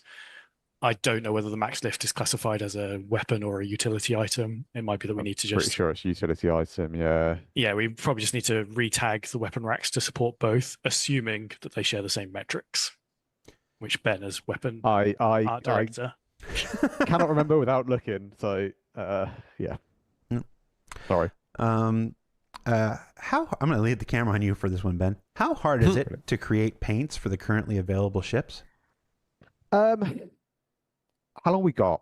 If I start waffling too much, tell me to shut up. It's really a mixed bag. I think if you've got a black ship, you want to make it red, it's relatively straightforward. It's relatively straightforward for me. We have some material settings, we can change that, it's fine. Everything we do still needs to have, now getting too technical, new entities set up, it needs to be plugged into all the existing ship setup. It needs to be tested, needs to be named, needs to be go through market. There's a whole host of other departments that aren't just like color swatch red done. But making something kind of just change colors fairly straightforward. The difficulty comes really when it comes down to if you've got a ship with a particular kind of paint breakup. So if you've got a ship that's by default it's silver and it's got a little bit of blue or whatever, and it looks great, that's cool, and you can put a bunch of different combinations on it and it looks great.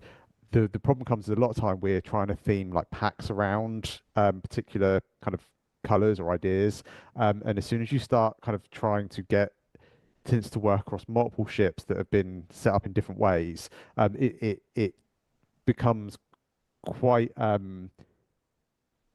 you can make some really ugly ships really easily, purple and white. It can take, you've got to be a little bit more kind of careful with that sort of stuff. One of the things that kind of limits us a little bit is our breakup is kind of baked into our ship models. So we don't have the ability to kind of just go, okay, actually I want to make all of these panels one color, this panel another color. It's like it has to work with everything. So that can kind of add some complications. For unique paints, they're a larger investment of time. All the graffiti stuff we did earlier last year, earlier this year or end of last year, I can't quite remember. That stuff is a bigger investment of time. The issue that comes with that is there's a lot of additional geometry that we need to add onto the ships to be able to support the kind of designs. With that additional geometry, you then have to go back in and reset up damage, reset up UVs, reset up vertex colors and wear, pump it all through the LODs. It gets quite complicated quite quickly. And on top of that, you then have to go through and re-update all the existing paints and tints that have already been done for those ships and anything that shares any variants. So if you take a Cutlass, for example, all of a sudden you're working across multiple different variants, all with loads. It just gets more and more kind of a rabbit hole you go down. So they do take a bit more investment of time. To try and not waffle for an hour on just this subject, we have recently been doing some R&D into how we improve the system and how we want to make it easier for us. There's lots of really kind of clever ideas and things that we've talked to our kind of graphics team about, who luckily sit next door to me, so that's quite handy. We're kind of getting buy-in from these other departments, and they want to kind of see us push it as well. It now comes down to breaking down the work, kind of getting that estimates in, getting into a schedule, working out the priorities on it. So I do hope that we can make better paints quicker in the future. At the moment, it's I wish it was just the easiest like color swatch pick go, but it's not. It really is wild. It just shows how much they didn't have to depend on this stuff for money, because I feel like making sure you could, like, for a company in their position, making sure that they could sell paints very quickly seems like it would be really important. They get funded basically by everything people buy from them. But purchasing ships has been a much easier avenue. I hope that we do see the point at which players can somehow make their own paints. I mean, they're talking about org customization and stuff, but I feel like they're still not telling us exactly how they want it to work. Probably because they don't know. No, there's a lot of games out there that do that. There's a lot of racing games that do that, and they allow you to do like full liveries across it. But the scale of our game, the texture resolution that we work to, you try putting a unique texture on a ship that's 250 meters long, you very, very quickly see the limitations of unique unwraps and unique texturing, which is something that just doesn't work for a game of our scale, and it's not a compromise that anyone's really, especially me, is willing to make when it comes to putting them out. Like, I'm not having low res, low quality artwork all over the side of our ships. Sorry. No, good answer.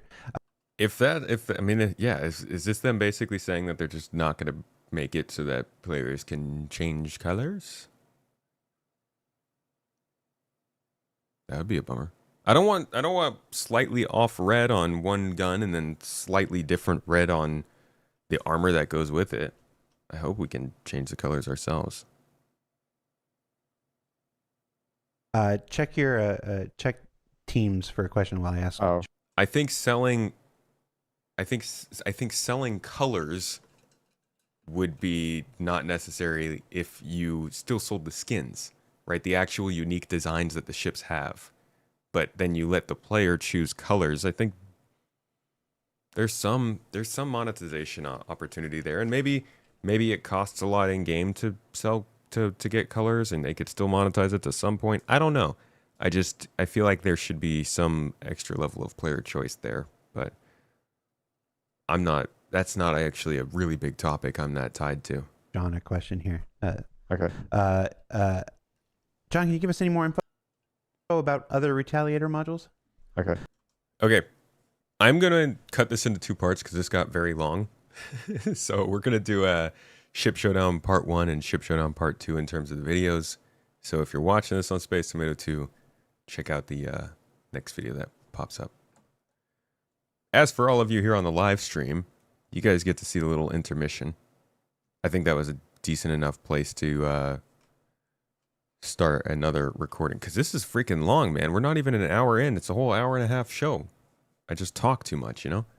League of Legends does it very well. Some skins you let you choose between 4 or 6 colors. Yeah, I think that'd be nice to just have an option between the different skins you get. Like, obviously, they need to be able to monetize it to some extent. But they really got to give players the ability to get more custom with it.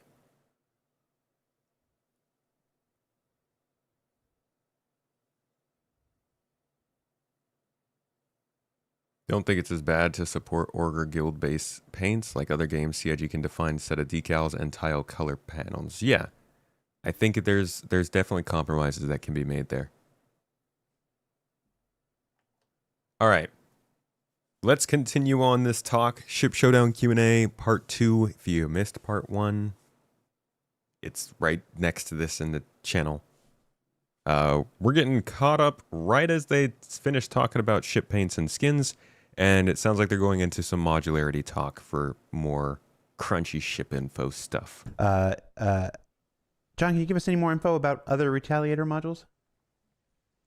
Obviously, we need to do the ones that we sold back in the day that were not delivered, which I think is the living quarters and dropship ones. Before we do any further ones, there are no concrete plans for additional ones. But if I get my way, I would do a medical bed one, just because I think that would be a pretty good utility to it. I know a lot of people have asked for a actual bomber module using bombs. Yes. I think I would. That was me. Personally. That was you. We call it the Retaliator bomber. In that case, no. I would probably go the route of letting the existing torpedo racks be swapped to bomb racks as an option rather than a wholly new module. But we could go either way. It makes sense to do an actual dedicated bomb one, but we've got 2 paths for it. All right. So that question I was trying to ask slyly, we're almost out of time. I was asking if we could get some extra time with our guys without putting them on the spot. They both graciously said yes. So we're gonna keep going because we have some more questions that I'd really like us to get to. Yeah, we just started a new video. No, I lost it. Any progress on the PTV rework and its backlog of paints, including the Best in Show one that was initially shown at least 2 years ago? This is another great little fellowship task that we keep putting in the schedule, and then it gets removed because something runs long or something needs to come forwards. Yes, still planned. I think we did show a concept of it. Yeah, I know we did concepts for it. I don't know if we've shown it with the STV, maybe. Okay, were these concepts of it? Because I thought this was the UTV vehicle. Is this the new PTV? You guys think, or is this still going to be the UTV that we know exists? Because that would be pretty... This looks a lot better than the original one. And honestly, it would make sense, actually. I didn't know they were going to reconcept it. Yeah, I know we did concepts for it. I don't know if we've shown it. With the STV, maybe? Because we did. I don't know, maybe. Yeah, I'm sure. I'm sure we've shown it somewhere. When we did the STV and we showed the other one that we never made, the other... Like the UTV. UTV, yeah. I think it was there. We did. We showed the whole family, so you could see the lines. Yeah, that is how it will end up. So it's basically the current PTV brought up to modern grid standards, space for components, and I think a pair of weapon racks on the back of it. I need to go back and see if they actually showed a PTV at that time. When was that? Dude, I don't even know when they introduced the STV. When was the STV brought into Star Citizen? Yeah,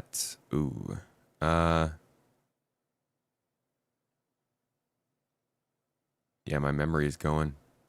All right, we had this. This was about the racing.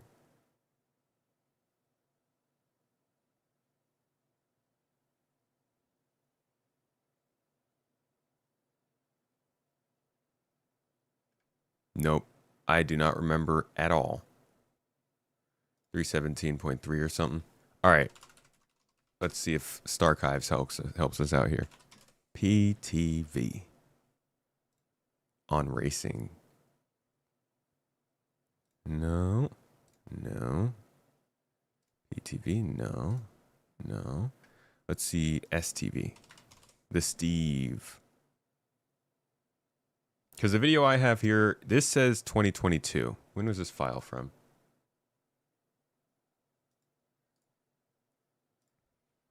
File was saved. Uh-oh.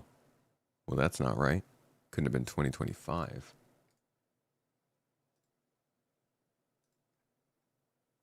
All right, I got October 21st, 2022. So that would be CitizenCon 2022.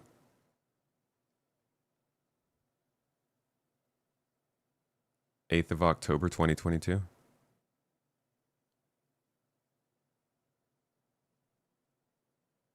October 8th.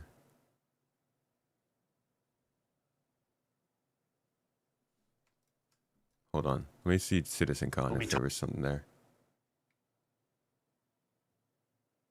Corsair, C1. Yep, here we go. So this is the Steve. So the STV is actually part of a wider family of vehicles. You may recognize a resemblance in the name to the Grey Cat PTV, which is also part of that family.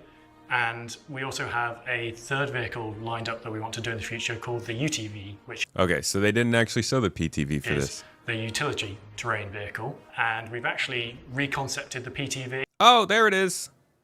Found it. So this is what, okay, yeah, and that does look a lot more like the UTV and the STV. Yeah, I can see how that fits in. Cool, it's got a little weapon rack on it and stuff. Okay. Didn't even realize they were going to reconcept that. Glad we found it. Good job, team. So you could put your personal weapons on. And then, yeah, it will have backwards compatibility with all the paints and the best in show one we promised. Yeah, and I thought, as we normally do with ships, I suspect there'll be new paints for it as well. Yeah. I'm not ignoring your drone questions. There's a section the drones just have nothing to do with the vehicle content team at all in any way, shape, or form. So we have a section at the end here where we're going to answer a couple of questions that don't have anything to do with this team. And one of those is about drones. So that's what I was asking about time for.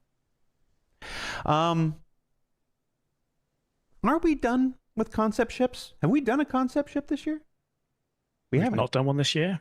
No, we're not going to do one this year. Hey! Unless something manic happens in the next few months. But I yeah, was going to say, we only got 4 months. We can't whip up a new concept that fast. Look at them moving away from the JPEG. No, this 2025 will Actually, they were PNGs, but yeah, 2025 will end up being our first year without a single concept ship. Yeah. Yeah, it's something we've talked about, I think, loosely on various shows that we ultimately want to move away from concepts ships entirely and just go straight to here's the thing. Just to be clear, we'll still be concepting ships. We just won't be showing them externally. We won't be releasing them as concepts. We're trying really hard. We made a big Sorry effort. to the concept artists watching this who are now on the floor. Yes, they're still an absolutely essential part of the process. It's just that we made this initiative last year to really try to make everything flight ready, just to move to flight ready. And we did. Last year, I think we only had 2 concept promotions last year, I think. It's taken so well. Yeah, Ironclad and... Technically, the Starlancer attack variant was concept and stuff like this, but we're trying really hard. And this year, we've succeeded. That said, as I'm thinking about it right now, if you go all the way back to our original crowdfunding campaign, I'm talking about the original stretch goals, I think we're still on the hook for a battle cruiser at some point, which will undoubtedly be the biggest ship in the game. Are we still going to do that? Yeah, it's looking really that cool sounds like a post 1.0. So I think the battle cruiser, on paper, it's a big old ship, and we are. I hope I'm allowed to say this. We're in very early stages of kind of our concept work on the battle cruiser at the moment. Wait, are you serious? There's no way they're actually working on it right now.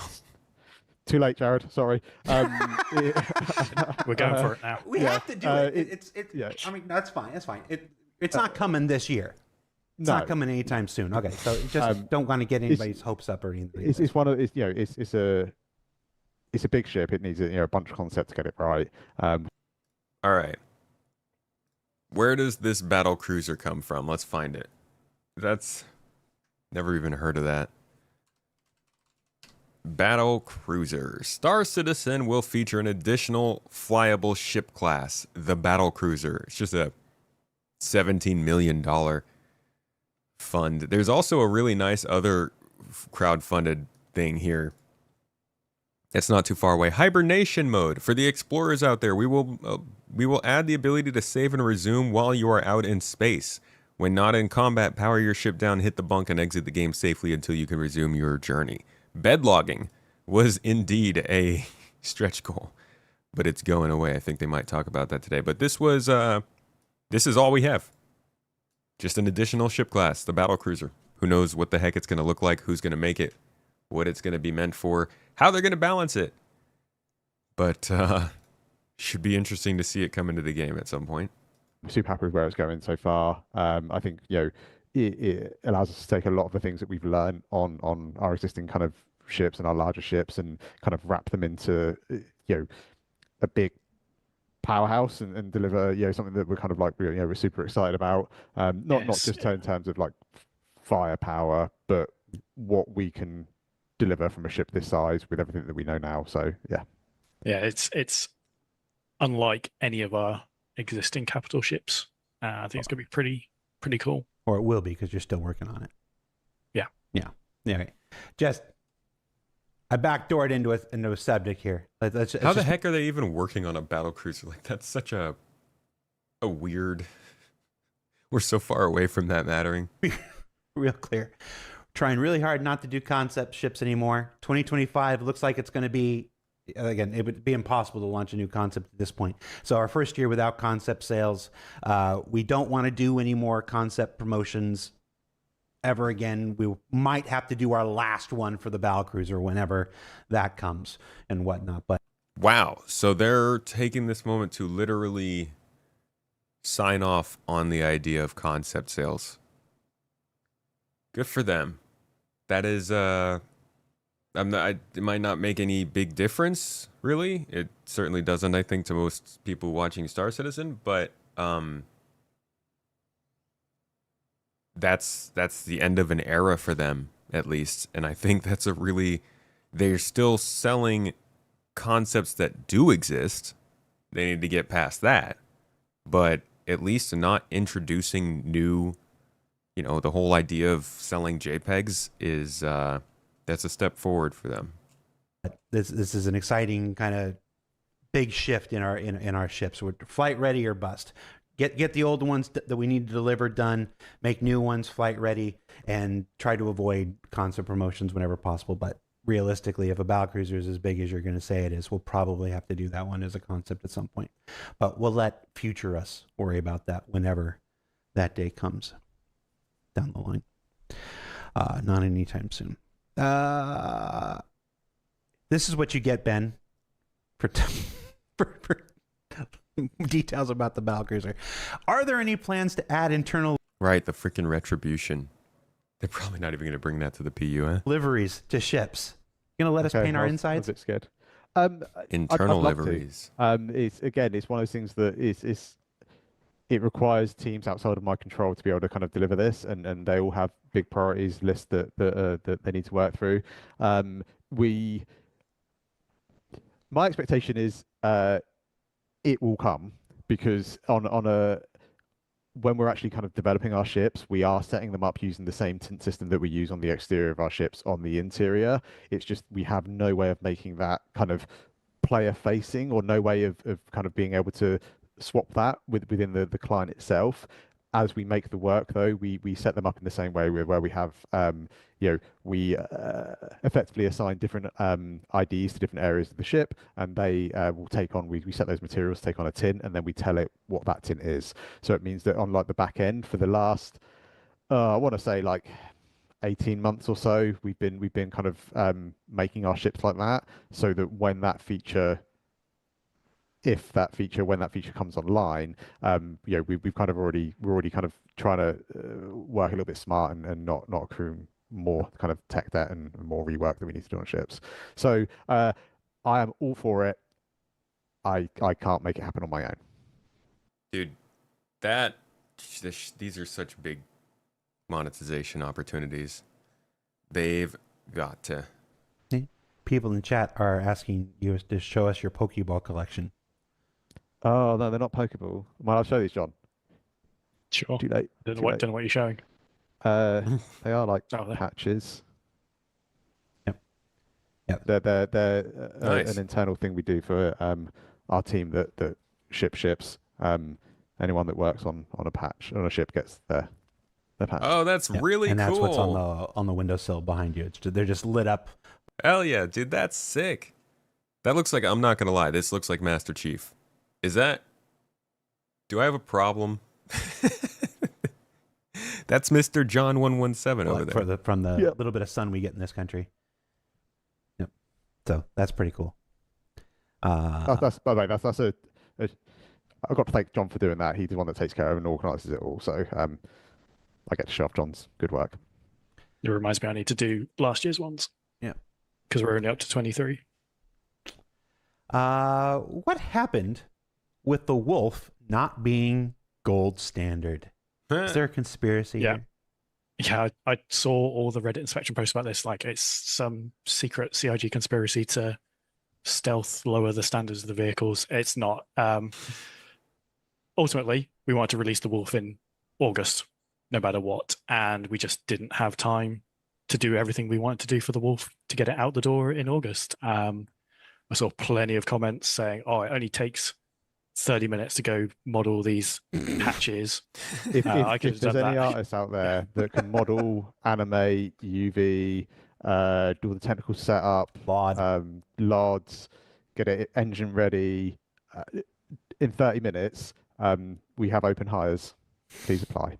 Yeah, you can get paid well. Job postings Yeah, at cloudandperiumgames.com/jobs. There's a lot of work beyond the actual physical modeling, and some of it has to be done sequentially as well, rather than work in parallel. In that, if we're going to do the components, we can't do like the final damage mesh until it's all done. We can't do the final UVs. We can't do the final LODs. So that time we spend doing those components just delays everything later and later. So whilst it may be this amount of the whole schedule to do it, it shifts the whole date back. But they are in progress. I saw a video today of them all in engine, looking pretty cool. And they will be coming in a patch before the end of the year, along with some other Wolf-related things that we possibly hinted at earlier in the show. Yeah, wait a second. What are you getting at there, huh? Other Wolf-related things. You think? Remember we talked about that M50 engine swap? The M50 engine swap module thing earlier. I wonder if maybe they would do that with the Wolf. Like maybe they still want to do this sort of small version of modularity, and the Wolf's weapons are part of that. I don't know. Chat saying, so you want to have one ship a month? Some months are going to have two ships. Next month has the triage and the medevac. Yeah, they're definitely doing things to hit deliveries of content. I can't understand how people missed the word content in their whole stability, performance, and content. Like, they want to make money this year. They want to release ships every month. They want to work on Squadron 42, and the other parts of the game are going to suffer for that. It's not even a secret anymore. Had 4 or 5 ships. A lot more than. Yeah, November has a lot. Yeah, it's not a prescriptive thing. If the Wolf wasn't ready, if the Wolf wasn't flyable, if it wasn't an enjoyable experience, if it wasn't usable, people couldn't play the gameplay with it and stuff like this, then no, we would not have released it. We would have held it. But a couple component bays, knowing that we can get them in to a relatively recent subsequent release, that's not a thing to hold. That's not a thing worth holding a release back. That's all that is. But yeah, I don't think it's any mystery. We're shooting for a ship almost every month, if not every month. I mean, I think if you just look back at this year and last year and the one before that, that becomes pretty self-evident. That's not. People really want it to be like a gotcha thing, like, oh, they're just trying to make money. Yeah, dude. That's exactly what they're doing. New information. And that's not new either. Even No. in prior years, I can't remember a patch we did where there wasn't Yep. a vehicle released in it. Yeah. It's mostly just, you're right. We changed to the monthly patches now. And so that becomes like that. But it's just, we've tried to have something included in every patch for a while now. We just do more patches now. Where is the bloody G12? There's that question. You hinted at Where it is it? before. Where is it? Give Where the is G12. This is another one of those vehicles that goes on the schedule. It's a nice little clean cut. Here's X weeks of time. We've got a strong concept for it, and then something happens and it moves, and it's really annoying because it would tick the box of all the Origin ships done, and I think that would be, I guess, with the exception of Kruger, the first like properly complete manufacturer lineup, where we've released them all. Yeah, I'm looking at my wall trying to see like. Not to say that there won't be more Origin ships, right, John? We're going to have problems. If you're right, but yeah, I think, like I say, I'd love to get it ticked off. I'd love to get them done. They're super cool. I like ground vehicles, but yeah, it's not on the current schedule just now. Yeah. Sorry. It actually was on the Twin Twix 6 schedule. It was, yeah. The first and the second, the third review. I think it got punted on the third review, unfortunately. Why couldn't you have released that instead of the MTC? That's the question I want to hear. Why didn't we get the G12 instead of the MTC when they almost were delivering the same thing? I would love to know that. Just so folks, get a sense of how many times we review this, how many times it's revisited, and how many times it's refactored because of a whole bunch of factors. Why do you bring more and more single-seater ships with size 4 or even size 5 weapons? Don't you know that those are making not only makes it looking size 3 and smaller like toys for children? Anyway, that's what I would read it. Sorry, but these sizes are meant to be armor piercing. So for shooting down bigger multi-crew ships, this is totally contradictory for a multi-crew experience if the one-man army is able to kill the group ship all alone. I mean, I agree they need to sell new stuff, so they need to sell the MTC, but how many people who are playing the game today really do you think bought the G12 concept when it first came out?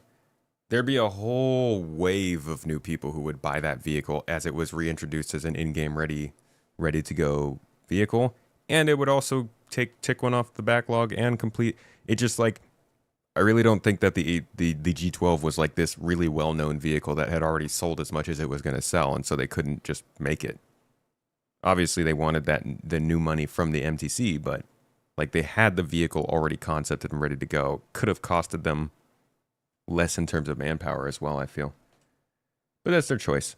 This is an interesting question too, though. The armor piercing, so for shooting down bigger multi-crew ships. This is totally contradictory for a multi-crew experience if the one-man army is able to kill the group ship all alone. Sorry, Okay. I wasn't trying to be... I was having trouble just reading it. Sorry.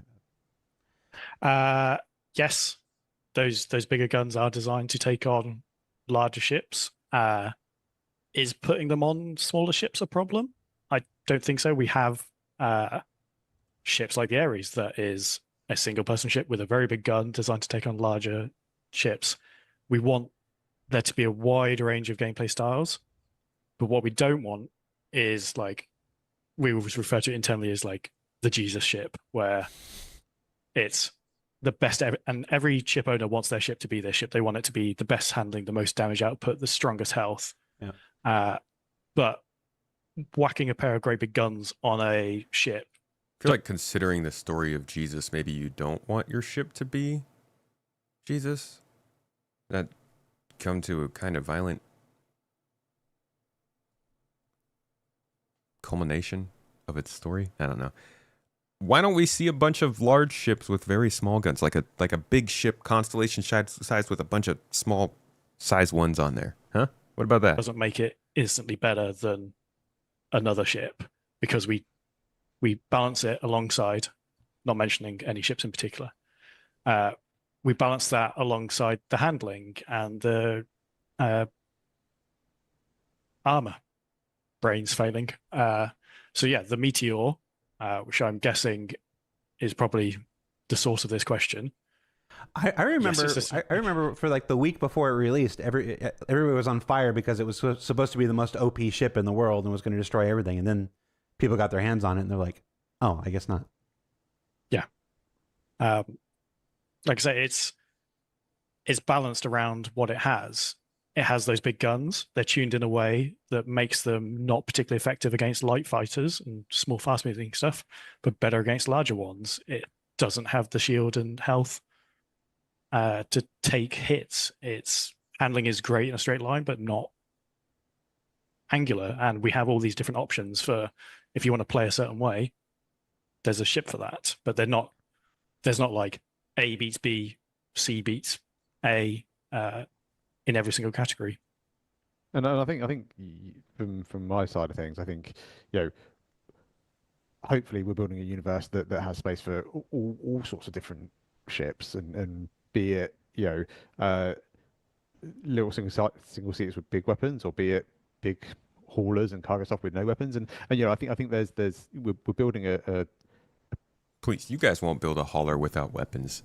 Have you guys seen the actual raft concept art? They love their weapons, dude. Look at this Argo raft concept. You pull up a ship, a cargo ship that's like flying into battle. Okay, this isn't even running away and shooting down somebody who's chasing it. These people are gung-ho, flying towards their target, guns freaking blazing. There's never going to be a cargo ship without guns, huh?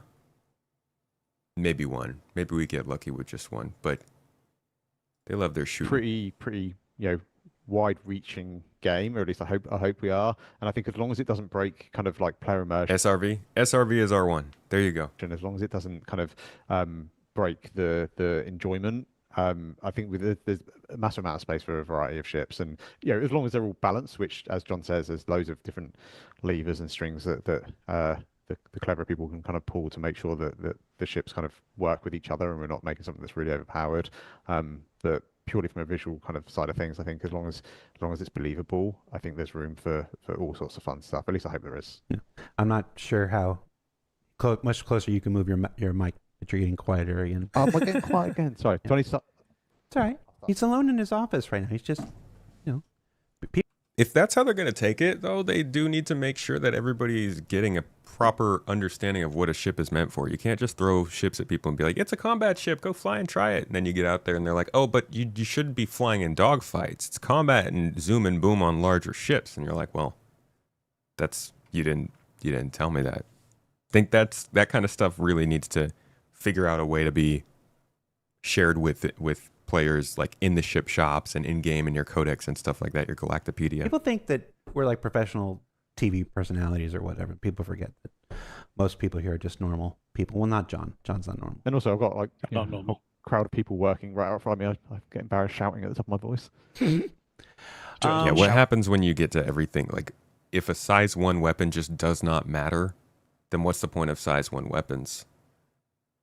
Then a minimum you start at a size 2. Okay, well, now you have size 2 through 7. What if people don't want to use size 2s because they're so weak? Now your effective range is size 3 through 7. Okay, well, we're starting to be a little crunched. Why don't we start bringing in size 8s and size 9s? And it's like, well, you're just creeping everything up. You just, dare I say it, power creeping. But I'm not saying that's what they're doing. I don't know how it's going to play out. I think this is my least knowledgeable part of a game like this, is the combat balance and stuff, so I won't say much on that. But I do think there need to be reasons to have size 1 and 2 guns still. Casting episode. I did. I took my one swing at shoutcasting at the anniversary live stream that nobody talks about anymore. Never again. Yeah, it was terrible. We got to watch that someday. Oh, that's the wrong camera. Gaming Llama Spaz in the chat asks, will we get more Star Kitten paints? Depends who decision it is. I wanted to see what your I- answer was. So I It's not We as simple will, as you says think, yes. people. It's not as simple Yeah, as you think. we will because they're very popular. Would I like to see another Star Kit in paint, or would I like to see something that is equally as fun, that is slightly different? I'd probably take something equally as fun that is slightly different. But I know there is a lot of love for the Star Kitten. I think for me, it's why. Like I don't want to put out a new ship that's just got a Star Kitten paint for the sake of putting out a Star Kitten paint. Now, if we have something in game, we have an event in game or an experience in game that is themed around that, then absolutely we do loads of ships around it. Or if we've got some story arc or some mission where the person at the end of it's a massive Star Kitten collector and you get one as a reward. I don't know. I'm winging it on the spot here. Uh, yes, it's just I'm not really willing to just kind of like make one for the sake of making one. I'd rather it have an idea behind it and Yeah. not just be like, oh yeah, it's going to do well. We'll just make Yeah. one. Phoenix in the chat says no one cares about paint questions. I hope you see the reaction in chat, Phoenix, and folks can show them. If we think Nobody IE cares announced about Star Kitten in 1 paint year, questions. Don't. Okay, Don't. sorry. No, it's this is one of those things. I'm going to go ahead and step on a landmine here for you here. A CIG is not a monolith. There are roughly 900 or so people here, and there are a lot of opinions. And some people love Star. Roughly 900 or so. Okay. So they definitely didn't expand like they were planning to. Because I think the letter from the chairman 2023 talked about their plans to expand. Was it 22? December of 22?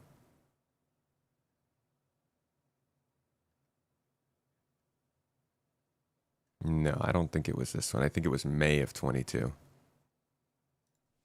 think they talked about wanting to expand to create some 1,200 jobs in the area, which doesn't necessarily mean everybody would be working at CIG. Like, creating jobs in the area does not necessarily mean we're hiring the people. But I do think that they had a plan to expand. Where was it? Here we go. Today we have 780 people on staff, plus an extended family of over 130 working closely with us at Turbulent. We have a 7-person global talent acquisition team. To give you an idea of the scale of TA work, they helped us hire 168 in 2021. In 2022, we will continue to grow in all departments, increasing our headcount to approximately 840. Maybe they didn't say anything about... I swear they said something about creating more jobs in the Manchester area. That might have been a different announcement.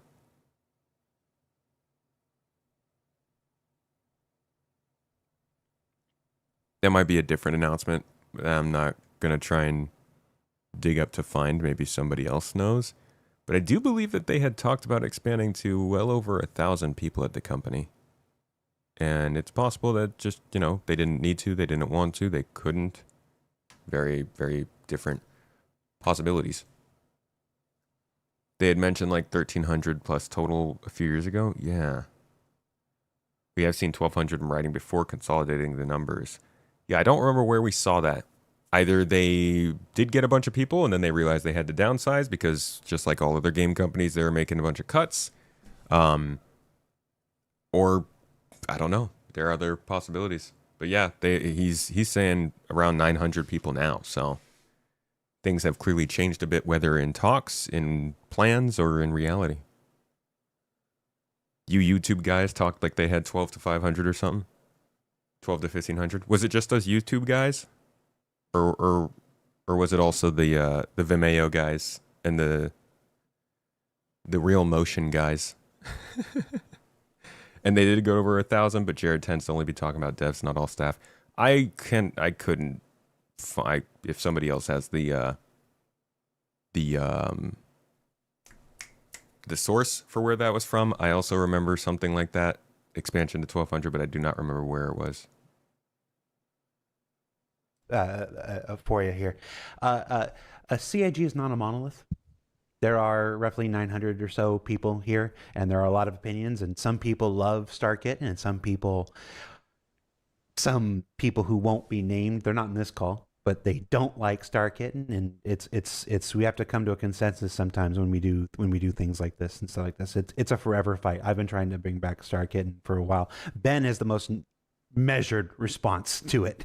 He goes, it should be purposeful, and it should speak to the product and stuff like this, and that's why Ben is generally in charge of this, and I'm not.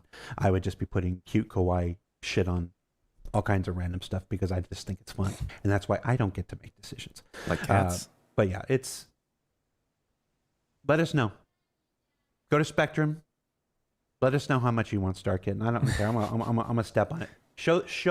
Show people who don't believe with your voice that you want StarKit and stuff, or kawaii stuff, or I just want more skins. Whatever. Make it happen. I can see we're going into version 10 of the schedule where we'll be taking a ship off to make a StarKit and paint for every ship. Yeah, every ship. Yeah. Okay.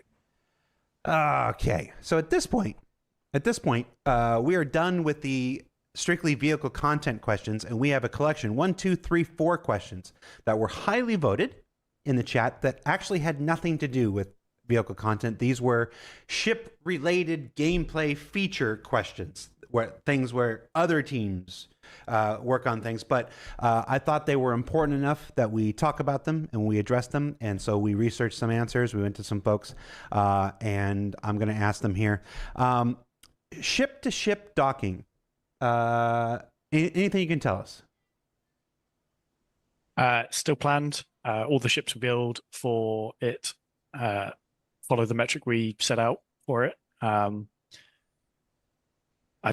Yeah, it's still planned. The small round circular docking collars will extend to the bounding box of each ship, and then the two will join together so you can transfer. Nothing's changed there, but it's not on one of my teams to deliver that, so I can't talk What more. about what about like the process of docking together? That could use a little refresh, Right. I think. Something I hope you can say some more about. Any update about rearm, repair, and refuel? Hold on a second. Sorry, guys. Maverick with the receipts. Announcement from 2023. Thank you, by the way. So yeah, here they say, as part of the CIG group of companies, our headcount's now over 1,100 employees. So it's still not the 1,200. I swear, I don't know where that even comes from. 1,200. In one of these ones where they show the headcount graph. Yeah, I do not know which one it is in. All kinds of statements made about these headcounts, but 1,100 sounds like was 2023, and I do think that throughout 24, they did see a little bit of a downsize.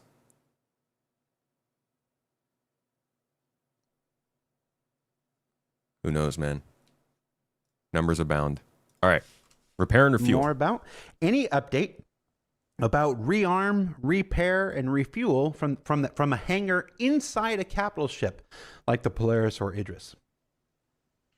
So this is one How I about can at all? talk a bit more about. Like, this is on the feature team schedule to be delivered in the near future. I'm not going to give a date, and it's required as part of some other planned content, where we're going to allow ships to land inside, select other ships, and then be able to refuel, rearm, repair on board those ships using the parent ship's resources inside their cargo grids. So if you've stocked up your ship with RMC and hydrogen fuel, the ship that's landed in will, at this moment in time, it may change when it releases, use the existing Mobiglass repair rearm screen and go, I want to repair rearm, and it will take it from the resources. And Yeah, I think. When? go ahead. Oh, Go I ahead. was going to say, I think it's not technically like blocking us from releasing any ships apart from, I think, the Crucible. if there's others, I can't remember them right now. But I do think it will add a lot to. Oh, thank you. The like the kind of the Volker experience that isn't just focused around. Well, I guess it is still sort of related to combat anyway, but I think it will, it will still add a lot of kind of gameplay to some of our larger kind of multi-group ships. Now I do want to clear up some stuff, folks, for Kemi. Hey, Kemi, been a while, and folks who are saying Ironclad and Crucible and stuff. No, this is what John said, and I want to reiterate this here. Select hangars of existing ships. This isn't something for new ships, although it is something that will apply and make things like the Crucible and the Vulcan possible down the line. This is making it so, let's just take a ship with a big hangar as an example, like an Idris. If you have extra munitions, you have extra fuel, you have extra repair group or whatever sitting on your cargo grid, and somebody lands a ship on the same cargo grid, you can reload, rearm, refuel, and everything from that stock. It's not going to be every ship. It's not going to be every hangar, but there will be, like I said, it's on the feature schedule right now, and it's necessary for some of the interesting content that we have scheduled for the next year. So know when. Some fleet stuff, maybe. These kinds of answers are definitely a reminder of just how much more work Star Citizen is going to take. I mean, if next year is like the first little bits of repair and refuel within hangars, like that's not even the real setup for everything else. Oh boy. Ooh boy. Elfwin, thank you for the sub. Welcome in. Thanks for 3 months now at Tier 1. Little summer sub time. Appreciate you. Thank you so much for supporting the stream and keeping this going. But it's on the schedule and being actively working on, and it's needed for some of the goals that the gameplay teams have. So it'll be a really cool thing for ships when it comes.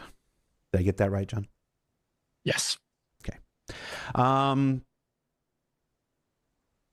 Since we have revealed that the Apollo is coming next month, how are drones such as repair and medical coming along? Oh, Cool. here we go. It's the drones question that chat It's has the been asking drones for. question. So drones are being developed as part of base building. Obviously, the Apollo is coming next month. That So means base building is coming next month. Yes. No, that's not what it means. Or someone in chat says that. Drones will not be releasing as part of the Apollo launch. We'll rip that band-aid off now. Sad day. But yeah, as soon as they said that the Apollo is coming out next month, I was like, okay, I don't think drones are going to be hitting that. When we were developing the ship, obviously the Apollo, I want to say it was 2017 originally concepted. 17 or 18. I remember. 17 or 18. The idea of medical gameplay then is very different to the idea of medical gameplay now. And we have people working on updates to the medical gameplay system right now, beyond what we talked about, the medical beacon. And when we were looking at the ship, the drones was this sort of gray area. They said they would do one thing in the concept. That sort of doesn't really apply in the game loop we have now for medical. They predated tractor beams and just the whole respawn mechanics we have now. So we have left space for the drone bay in the ship. We've not got rid of it. The space is there if we find a valid use case for them to exist when drones as a feature exist.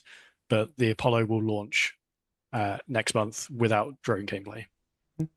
Now, I do want to That's sad, but kind of figured like base building is the priority, so that's probably what drones are being worked on for right now. add that because the Apollo is launching next month without the drone gameplay, we are going to do something else.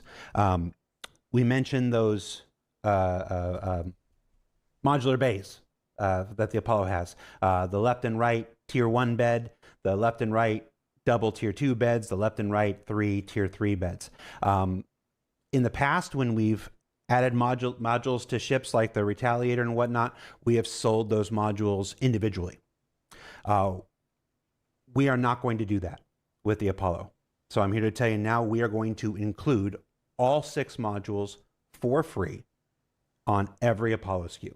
So if you already own the Apollo, you've got it already in your account, we are going to retroactively inject those into all of your existing items on the My Hangar app on your website. So if you have the Apollo now, you're going to get all 6. If you purchase the Apollo when it comes out in September or at any point from now on, it's not like a limited time thing. If you purchase the Apollo from any point from now on, it will come with all 6 bays. So that's just one of those things. We were just looking at it, and it's like for all the reasons John said, absolutely completely valid about not including the drones at this time. We still felt there was something more we could do to kind of ease that switch over. So this is what we're going to do. So that is.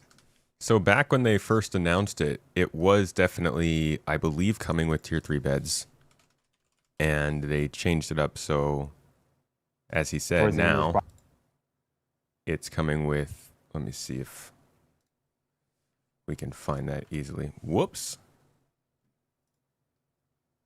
Here we go. Tier 3. Are provided separately. Switching these beds out, is that standard with any Apollo? It's just the tier. Here we are, it's right in here. earnest towards the end of this broadcast. There are no modules that are being provided for the promotion at this time. The ship that you get will have the tier 3 beds, and how we choose to roll out the tier 1 and 2, we will decide once the tech for that comes online and we know more. It's one of those things we wanted to preserve until that tech comes online and it's developed further before we tried to ascribe value to them and stuff like that. See, I thought that was going to be rough, because then you wouldn't be getting your tier 1 beds, but they're saving themselves from a lot of pain by just giving all of them to people for free right now. I don't know how that means they're getting rid of tier 3. I don't think they're getting rid of tier 3 respawn. Maybe they are, but I don't think they've announced that. I also don't think that would. I don't know. It's not always just to try and sell more ships. I don't think they're getting rid of tier 3 spawns right now. Maybe it'll end up being a human tractor beam. Well, yeah. So it does sound like drones might not actually fit into the vision of what they want the Apollo to do anymore, and that very well could mean that the idea of extracting people from dangerous situations or from a battlefield out in space, which was the whole original reason that they had the Apollo have drones. They had this whole idea that you'd be going out to space battles and people would be lost out there and need to be picked up, and you could grab them out of space and take them back to your own thing. And here we go. It's right here. It scans the person, finds out what's wrong with them, heals them, and then it opens up and off they go. And so with this ship, you'll be able to pick up people, fix people up, shove them back out the door, so it can be, obviously there'll be medical gameplay. That we plan is, even if regular ships can do something. No, that's not it. Where was it? I don't know where exactly they talked about it, but I think it's right here. So the player will be delivered. There's a glass cover on top, sort of protecting the player. The thought process is that we'll have essentially like an opaque glass when there's nobody in it, and then you'll hear noises and probably lights will come on, and the bed will activate, and then a person will arrive. The glass turns transparent, and you're like, okay, that the bed's occupied. At least. So that's not really what would happen anymore without drones. So I'm not sure what their plan is there, but yeah, sounds like that medical gameplay is kind of changing a little bit.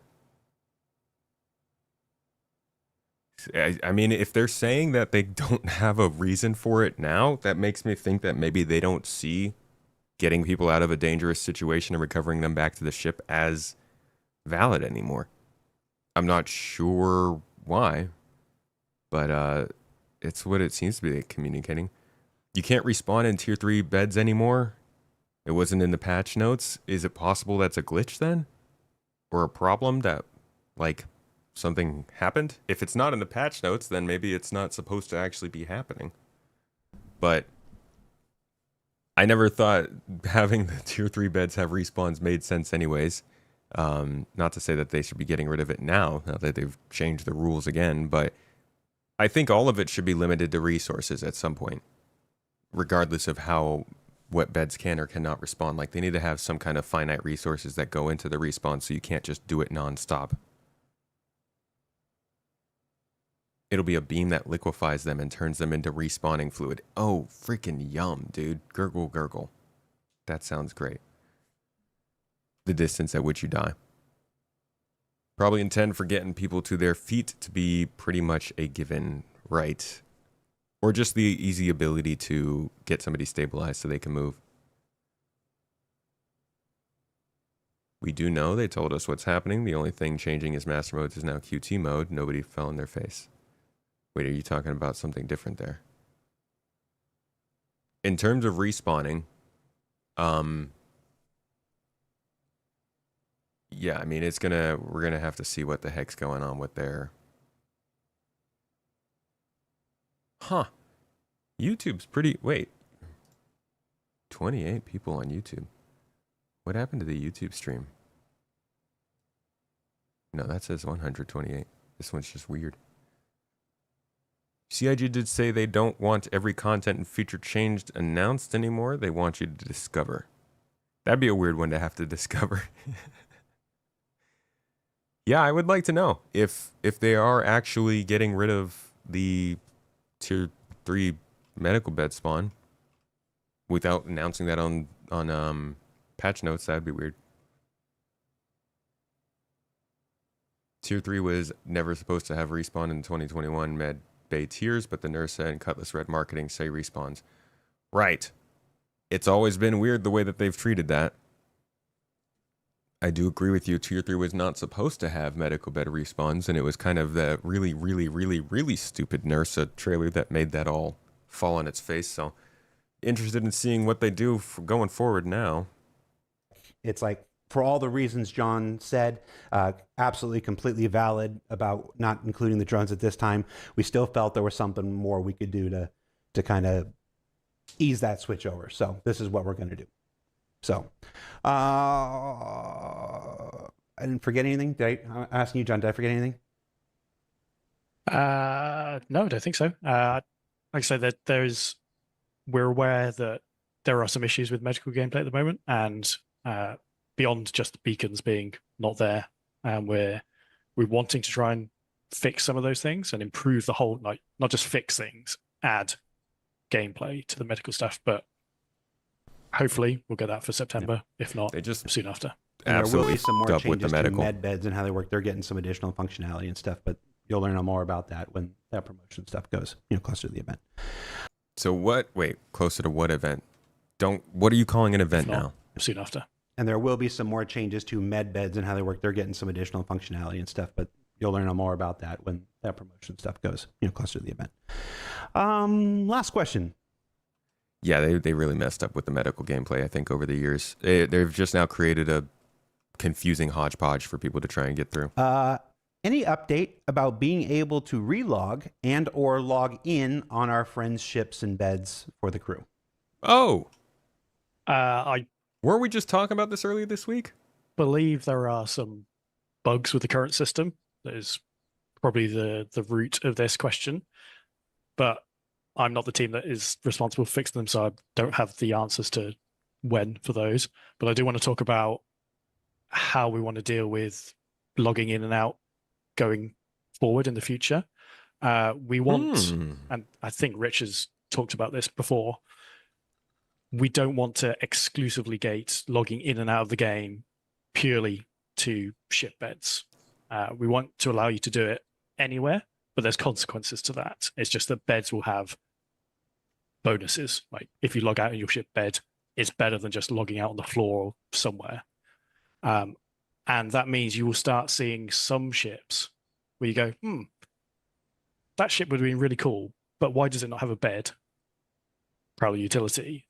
Where we're sort of taking that design mindset going forwards. So yeah. That's what I'm going to let him finish. Expect to see some of these changes going forward in newer ships. Like obviously exploration ships, where you're supposed to be out long duration, will have beds and everything. But those sort of smaller, short-term ships may not have them anymore. Gotcha. So just want to reiterate here, because again, this is an early design change. It's too early to go into a whole lot of the details and stuff.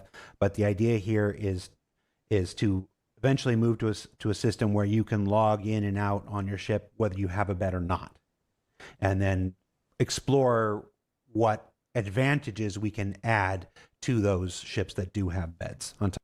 Okay, I just want to go back again to the that little kickstarting pledge goal funding thing, and just read this again and see if I'm getting this right. For the explorers out there, we will add the ability to save and resume while you're out in space. When not in combat, power your ship down, hit the bunk, and exit the game safely until you resume your journey. Wasn't this like a really big deal about beds? And they'll say like, oh, it was always the plan, but I put out a video last year that covers the multitude of times that devs have been like, yes, the whole thing with beds is important because that defines how the ships work. I'm wondering like what are you guys going to run into problem-wise when you can let a dozen people respawn on a Pisces? How is this going to work? Are they going to physicalize the player after they log out? Or can you literally just clown car a bunch of people around in space and then let them log in as they please on your ship? I don't know, man. This is a pretty drastic change, I think. And maybe it's not as big a deal as I think, but they're treating it very lightly. Top of that. Yeah. Which we can't talk about now because we're still exploring what those might be. All right, cool. But for people like, oh, my ship doesn't have a bed, I can't log out. Well, that's where we're working towards minimizing the impact. That was the whole point, man. Next, we know they're gonna be like, oh yeah, VTOL engines. You know, any ship can stay indefinitely hovering. It's not VTOL that makes it happen. You know, we'll take care of everyone. Like, there's a point to these ships having certain features, and okay, maybe there will be buffs and nerfs and stuff, but I don't know, man. John, Ben, I'm sorry, we went an extra 25 minutes. I think I asked you for 10. I went 25. No problem from my side. I'm a piece of crap. We can carry on talking about tints. Yeah, do you want to go just full deep dive on it? How about data running? Examples live. No, that's probably all right. Guys, thank you so much for taking your time to be here. Obviously, we don't do as many ships. Life support systems will matter on how many people can ride around in a ship. That's exactly what I think is a problem. If you have a ship like the Constellation and you can only put 5 people on it and have realistic life support to fly from Hurston to Terra, then you can just carry 20 people with you, have 15 of them log off for the trip, and outpace the people that you're competing with who are going to legitimately stop off somewhere and refill their life support or need to buy additional stuff for their life. Like this, I trust that they're going to have things that make sure that this doesn't get abused, but log off anywhere in this game without some kind of physical representation of the player seems really different from the point of the game being like the little things matter, the choices that you make a difference, the ships you fly. You know, you have to go to the freaking bathroom, you have to eat food, you have to care about the oxygen you have and the temperatures that you're running at. But oh, don't worry if you have 100 people on your small ship, they could just log out. I don't know. The bed thing made a lot of sense. What was going to happen if you had to log out while away from the bed? You have to log back in at a bed? Whatever you were at last. And I understand that can also be cheesed, but I think that's a lot harder to cheese than doing it this way. Heck, I don't... Dude, I want to sit down with somebody at the company and just ask, why didn't you keep bed logging existent and give people the ability to craft and carry bed rolls so that you could just lay out a bed and sleep wherever you are? Then A, bed logging still still lasts. There's no reason to get rid of it. B, you can still have buffs from sleeping in a real bed as opposed to your bedroll. And C, there's still a physical representation of you in the game. So you can't just have a bunch of people bedlogged somewhere and then disappear. They're all still laying in their cots, just like any other game that has that kind of thing. I don't understand. Why wouldn't we do that?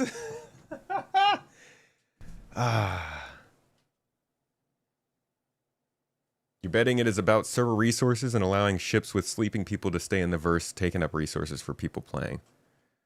I don't know, man. This is a weird one. Maybe that's how they'll do it. Bedrolls take up space. Maybe they will. But it doesn't sound like that's the plan right now.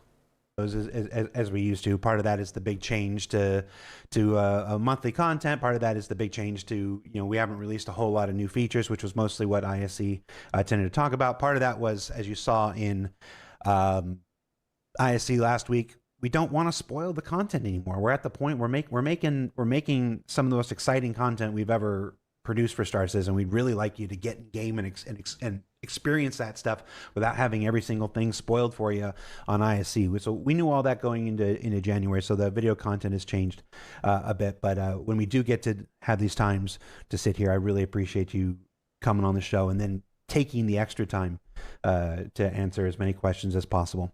And again, a shout out to the community on this one. I think I did at the beginning that the questions this week were excellent. In general, there were a lot of things that we wanted to talk about. So thank you so much for doing your part. That said, there will be no show next week or the week after. We're in heavy swing for CitizenCon Direct. When is Benoit coming on? A production. So it's why we're here in my office on Zoom right now. We're filming all of the stories and stuff that you'll see on October 10th. Remember, that is a smaller, approximately 2-hour show. So it's going to be way more focused and direct, for lack of a better word. I almost use the words bespoke, than traditional Citizen Cons. So it'll be a different experience. But remember, there are also watch parties. There's a bunch all over the world, including 9 that we're specifically sending CIG staff in development to. I believe John and Ben are both going to one, but we won't say which one right now. Nice. Nice and friendly. But yeah, so you can check that stuff out on the website if you want to attend those. But again, if you can find a local one, even though we're not attending, it'll be a really cool experience, and at 2 hours, it won't hurt your butt on a bar stool, we hope. John, Ben, thank you so much. I think we got a lot of good information this week. And yeah, thank you guys for watching, and see you next week. Or not next week. George. I just said I won't see you next week. Yeah. Whenever you're going to have Benoit Let's look at the on. unfortunate Carrick again. How inappropriate. It's got a black tip. This is just... I didn't mean to show the tip. I was trying to avoid that because I didn't want that to get screenshotted. Does it shake when you hit it?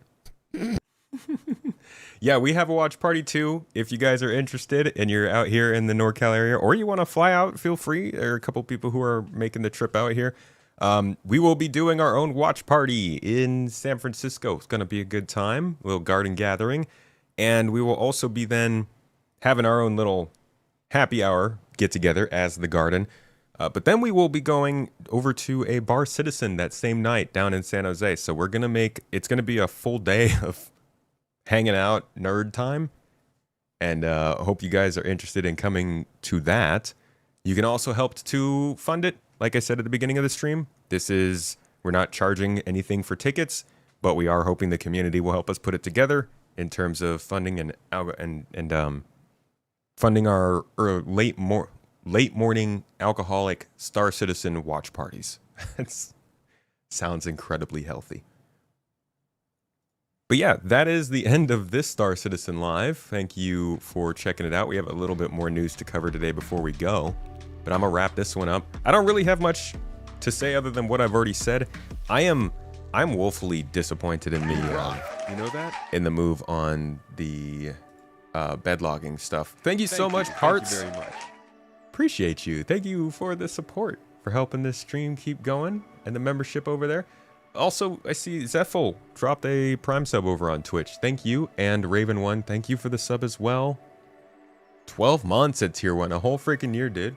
Said, my thoughts, the number of beds in a ship dictate how many party or guild members can log into your ship per session. No bed, no spawn. That is what they kind of made us think going forward with this game. They were like, yeah, crew size is pretty linked to beds. You want to know how much crew should be on your hammerhead? Check out how many beds we have in the hammerhead. Now they don't have to do that. Now they don't have to worry about beds at all. Now dude, my habitation point in my ship might be a wasted area where I could have put a battery or another shield module or a turret. Why do I want beds? Oh, because they give me a buff. Okay, well, thank you. This tomato brought me a drinky drink.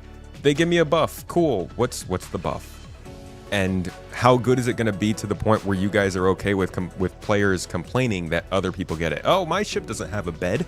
I don't get 15% plus stamina for my next login. That's dumb. They're getting benefits because they got a different ship. Like how many benefits do you take away from ships to make sure the game is like easy and approachable and good to play? The beds were like a thing this whole time.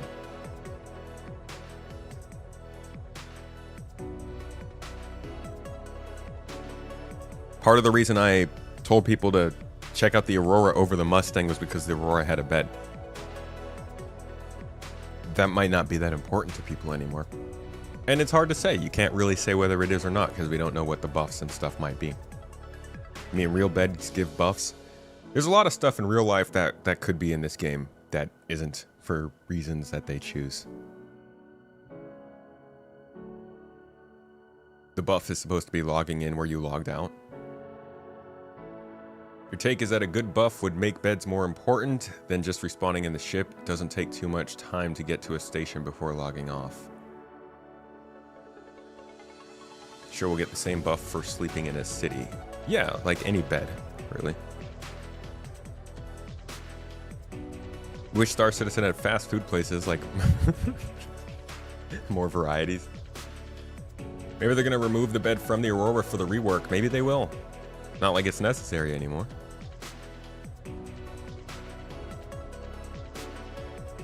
Yeah, I don't know. Again, I'm not saying that people shouldn't be able to log out wherever they want. For that reason, I think they should have made portable beds. I don't think that's a crazy take. I really thought that was like the logical next step. So that's a choice. Some good news, some interesting news, some a little bit weird news. It was definitely a Star Citizen Live about spaceships. That's how they tend to go these days. We will see where things are from here. They'll probably do another one of these during IAE. But until then, I'm just waiting to see when they're going to do this Star Citizen Live with Benoit. Sounds like it's not going to be for a few weeks though. So thanks for checking this out. Thanks for checking out part 1. I'll see you all later. You're always of the mind to wait till something is in our hands before we see how we can feel about it. Yeah, but I'm an emotional being, you know? It takes control of me. Portable bed seems like a weird design where we would have bed tiers. Whoa, Sakub! Thank you very much. My man! Toast Gang begins for the day! My dude. Alright, shut up, guys. Thank you for that, dude. Thank you very much. Seriously. Big ups to you. That's a Toes Gang kind of thing. Thank you very much. And listen to how many times I say thank you. It doesn't even have to be me anymore. It's just over and over. Thank you. Thank you very much. With the fivers, thanks for making this possible, dude. Yeah, we'll see. Thank you very much. We will see what they do with this.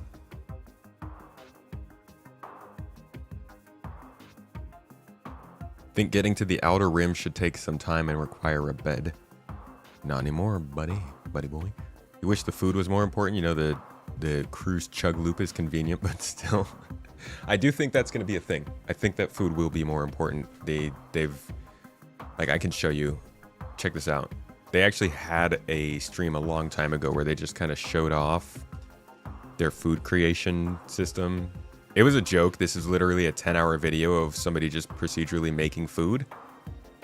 But I do think between the crafting system that we have and the fact that they even have this built into Substance, I think we could expect to see maybe food that does more for your health and stamina and all that kind of stuff than other stuff would. People should be able to log out anywhere, wherever they want, but they should not be able to log in wherever they want. That's fair. I'll give you that too, yeah.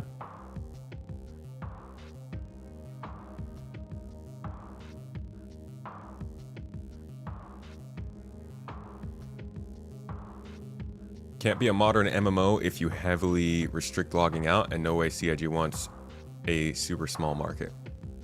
But is it really heavily restricting it if you just tell people to have a bet on them when they want to log out? Aren't some of the most popular games in the world like games where if you die you lose your stuff and you have to start over at a certain place and not just right where you were?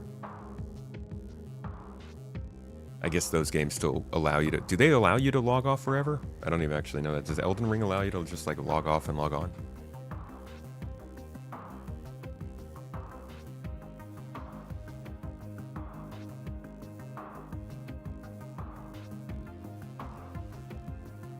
Do you think all these changes are meant to appeal to a more general gaming audience? Yes.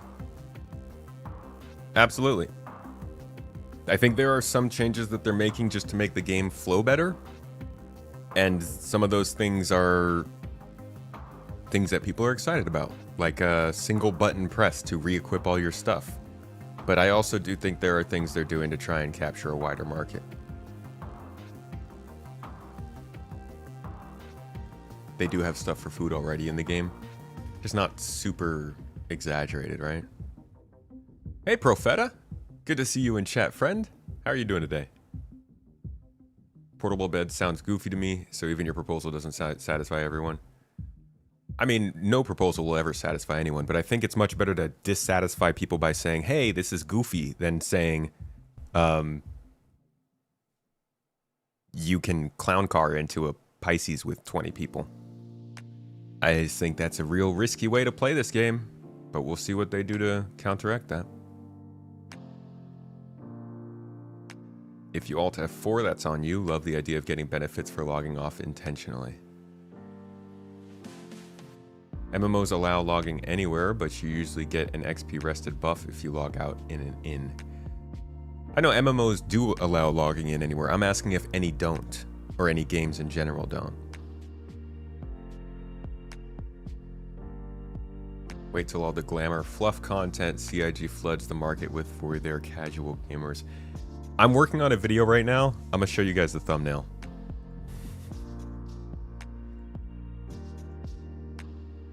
I'm working on a video that kind of talks about, and I'm guarantee people are gonna look at it as a negative video when you see the thumbnail.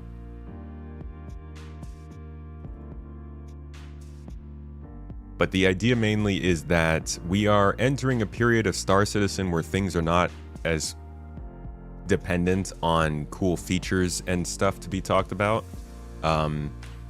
It's not as important that we see tech advancements and stuff, and CIG is starting to rely a little bit more on the feels, the looks, the vibes, the vanity.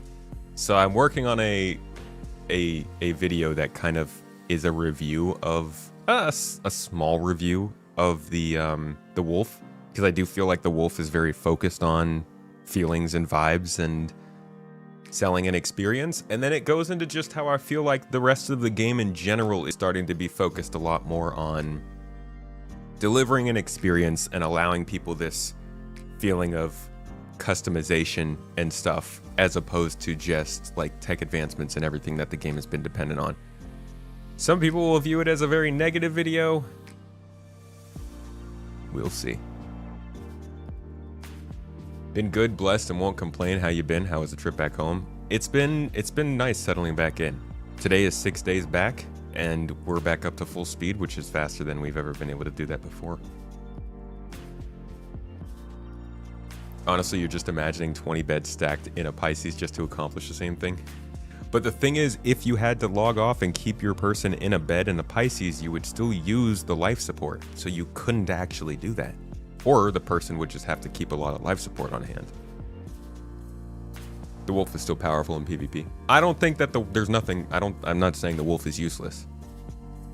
Not at all. I love the wolf. I think it's going to be great to fight with. Most single player games you at least have to save if you want your progress kept, but almost no games restrict logging out, and no MMO I know of will teleport you back to whatever city you were last in if you don't log out of a specific place. Why do you think they launched the game with that idea then?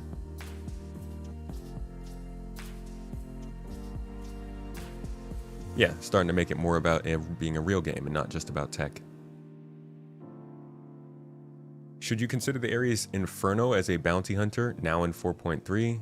Or was it nerfed to the point of a waste of money? I don't know if it's going to be very fun as a bounty hunter.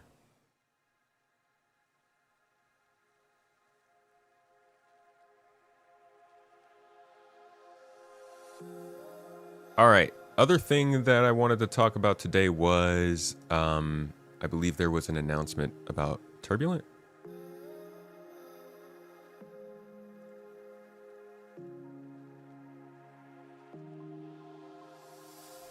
It's not on here.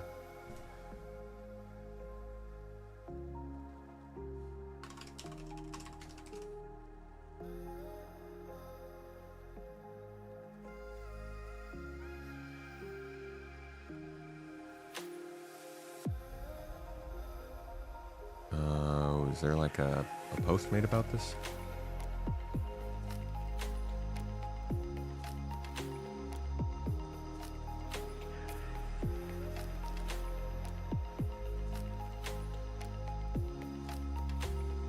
Oh, it's in French. I see. Well, that makes it a little bit harder for me.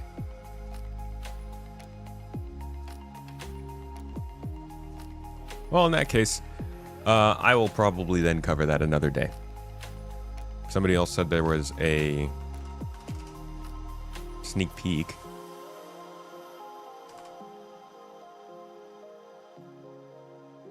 Did they put that out on here? I don't believe they did.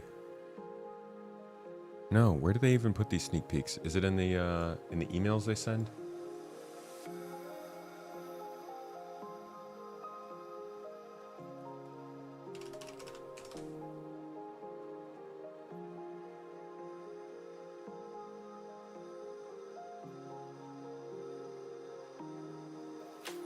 Usually you're gone by the time you're taking your 3 p.m. break. Yeah, it was a late stream today. I was doing thank you. I was doing a podcast with the guys from Jump Space. Talk a little bit about that, so we were a little later today than we are normally. Here is the sneak peek. Very, very low quality sneak peek. Is this like some medical gameplay kind of thing? I can't even. Here we go. Recharge status. Recharge. Oh. I'm thinking this might be the life support module.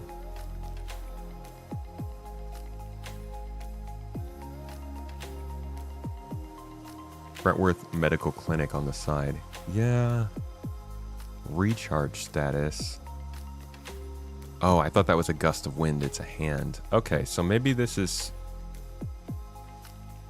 Ah, man, I mean, we could only hope this is something about medical gameplay, possibly doing something. Maybe this is life support modules. Maybe this is subcomponents for respawning medical assistance kind of stuff. Do not know. Why keycards? They could be imprints. They could very well be imprints. You know what would be interesting is if you had to keep your imprint stored at a place in order to respawn at that place. It's like you have to have your card saved at that ship, so you can't just respawn at any old ship. But then that makes it hard for people who are just randomly medical clinics out in space who want to help.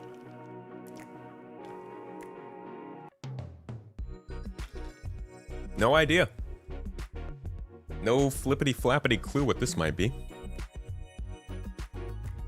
Any mods have the link for said announcement of Turbulente?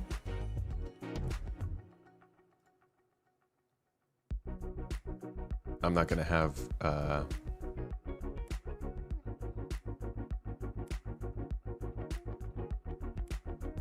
can't drop links in the chat, so that's not gonna show up unless a mod does it.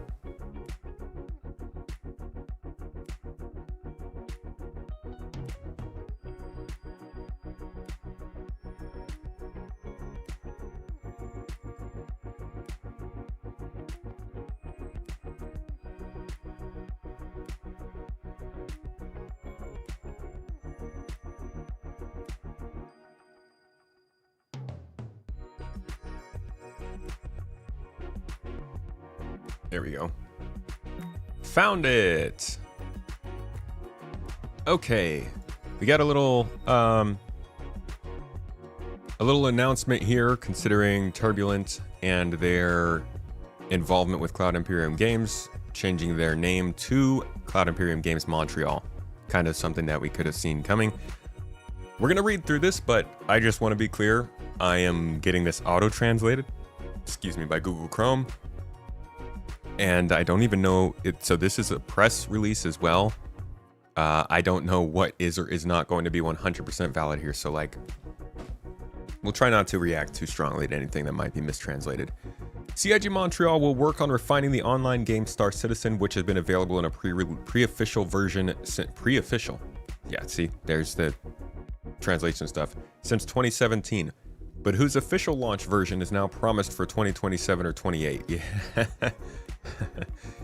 The name Turbulent was more associated with our technology solutions than with video games, explains Benoit, Turbulent's co-founder who is now CTO at CIG. To attract specialized staff, our video game group will now be called CIG Montreal. Okay. Two sections here. One is named Star Citizen, the other one's named Squadron 42. Let's start with Star Citizen. CIG Montreal is indeed looking to increase its workforce to some 150 employees. Its ambition is to become one of the largest studios in Montreal. That's pretty wild because I do believe that they're not starting any new projects independently. They're wrapping up everything they were working on before they were acquired by CIG, and then they are also going to just work for CIG from here on. So that's a lot of people. Turbulent, for its part, will continue to exist for web projects, including the updating of the National Bank and Ricardo websites. Yeah. See, I don't believe they're starting anything new, but I think they're still finishing off some of this stuff. Maybe they will be starting new stuff, though. Who knows? Star Citizen is a fully crowdfunded, massively multiplayer online first-person space simulation game. Chris Roberts, co-founder and CEO of CIG, says he's raised just over $1 billion for his game from players, some of whom are growing impatient and eager to see the finished product. Do we have that? Is that something he said publicly for us to quote on camera, possibly? Just over $1 billion is a lot different from what I was going off of. Quote, "It allows us to do things without imposing the framework of a typical video game studio," Chris Roberts said in an interview with La Presse from his home in Los Angeles.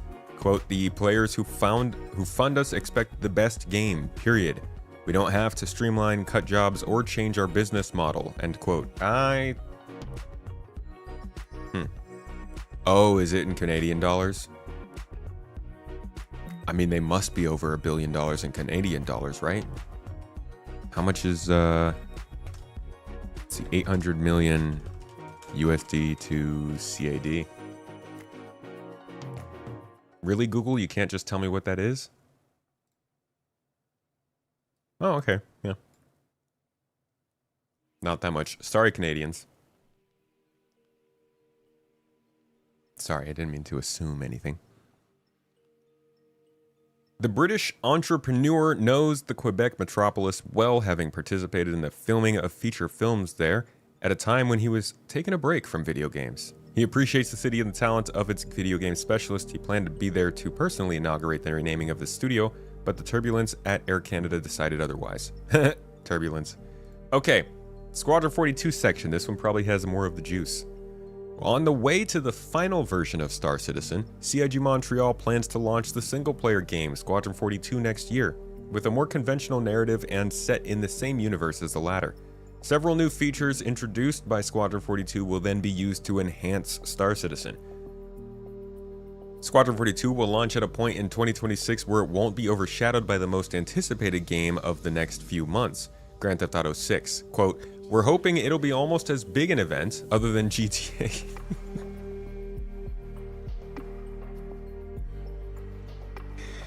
Chris. Yes. I also hope that Squadron 42's release is almost as big as the release of GTA 6. That would be one of the best things that could ever happen to Star Citizen. Other than GTA 6, it's probably the biggest budget AAA game. He's not wrong there. Star Citizen already has over 1 million returning players every month. Okay, where does that number come from? In total, at least 25 million people have played it at least once.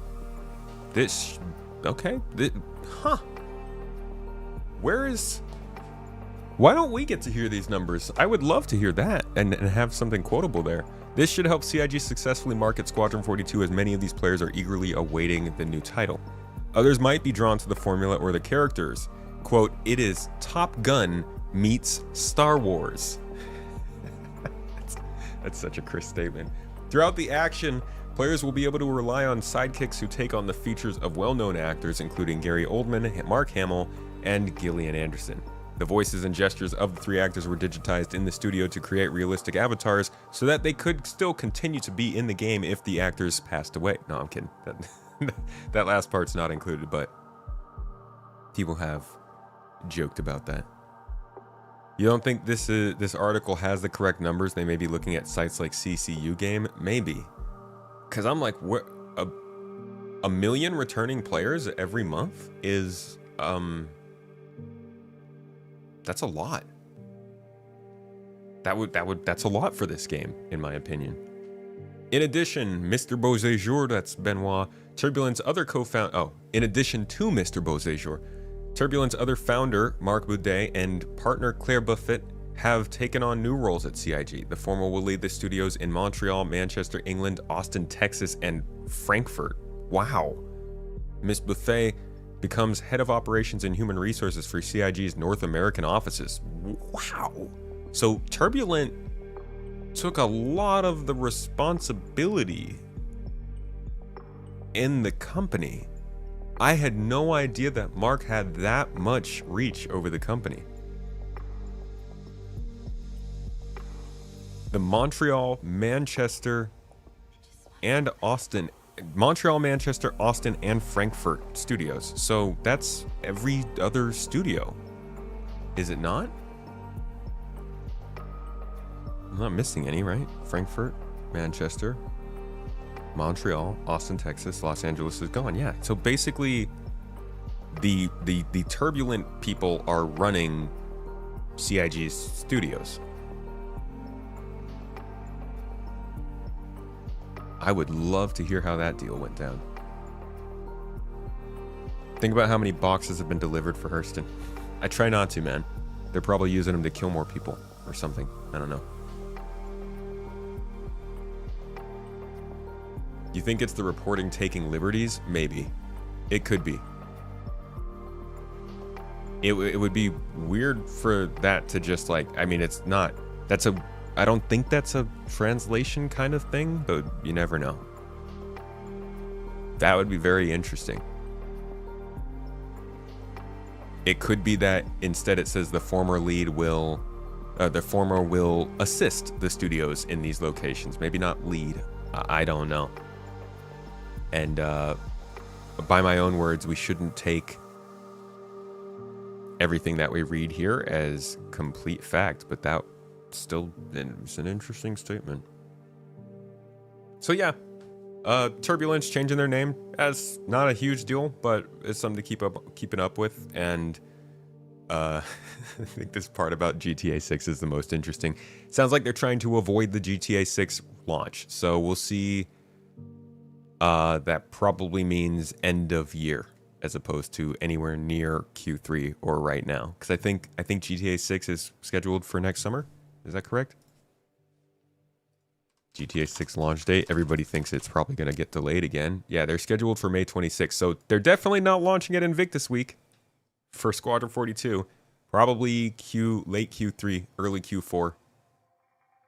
October-ish kind of time. Maybe on the anniversary, like October 11th or something like that. We shall see. We shall see. Bed was always weird though. If logging in and out was limited to bed, I would always need to play with the same people at the same time to have a crewed ship. Maybe. Or maybe they could have made it so that you can log in a ship. And you don't necessarily need people to log in to be there. Of course, that's also weird. But as it is, if you log out on somebody's ship, you would still need them to log in on their ship, right?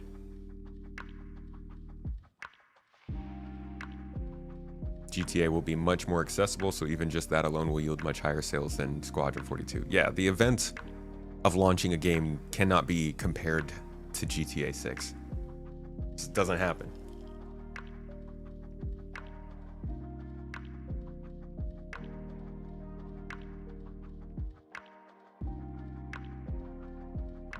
We know there are tens of thousands concurrent. Typically, how do we know that? I genuinely would like a way to report on how many people are playing this game, but I feel like there's no real reliable way to calculate that. We don't even know how many shards are running at any given time.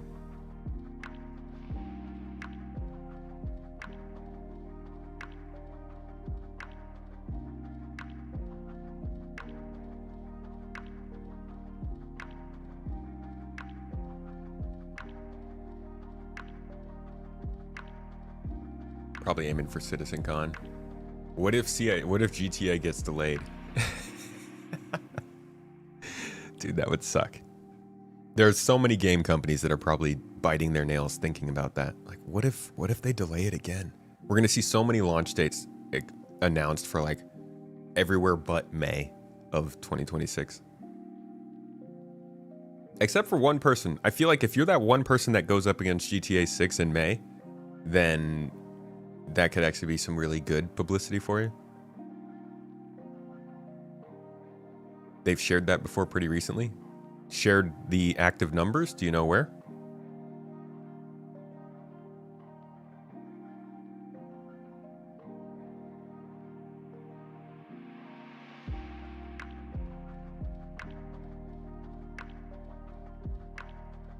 They wouldn't launch during CitizenCon or IAE.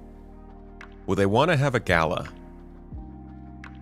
for the launch of Squadron 42. What better place to have it but at CitizenCon in Manchester, where they could have a live show with all the celebrities showing up, and basically then the game comes out like a week later or something, within the next week after that.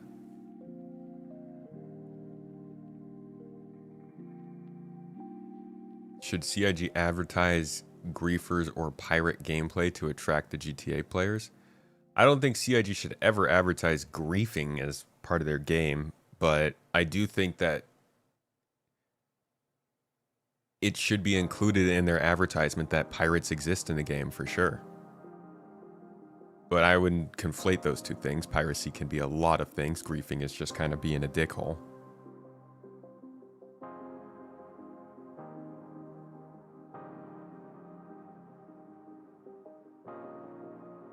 $63 million boxes moved. Jesus. There was one company that said they were intentionally scheduled near GTA 6, memeing it up. Don't remember exactly where Jared said it. Right. I want something text related. I know Jared said that they had their, I think, highest concurrent during this recent event. Somewhere in here. But I don't think they've ever said any numbers. Or not ever, but recently. Adding a bunch of new ones. With a higher concurrency in daily active users than any patch this year, large numbers of players were driven from their private freight elevators and their personal hangars to the more troublesome ones out in the PU. I don't think they've said anything else besides that. But it would be useful if they did. Because a concurrent player count for this game is hard to nail down. And that would be interesting to know it. Why would text be better than face of CIG's word? Because I can more easily post text, highlight text. I can talk over text while I'm making a video. I can use text in a picture if I want to post it onto other platforms. If I wanted to post it as a YouTube community post, I could do it there. Text is just very easy to use the information of more than video. You want GTA 6 and COD? Go head to head and wait for the eventual fallout.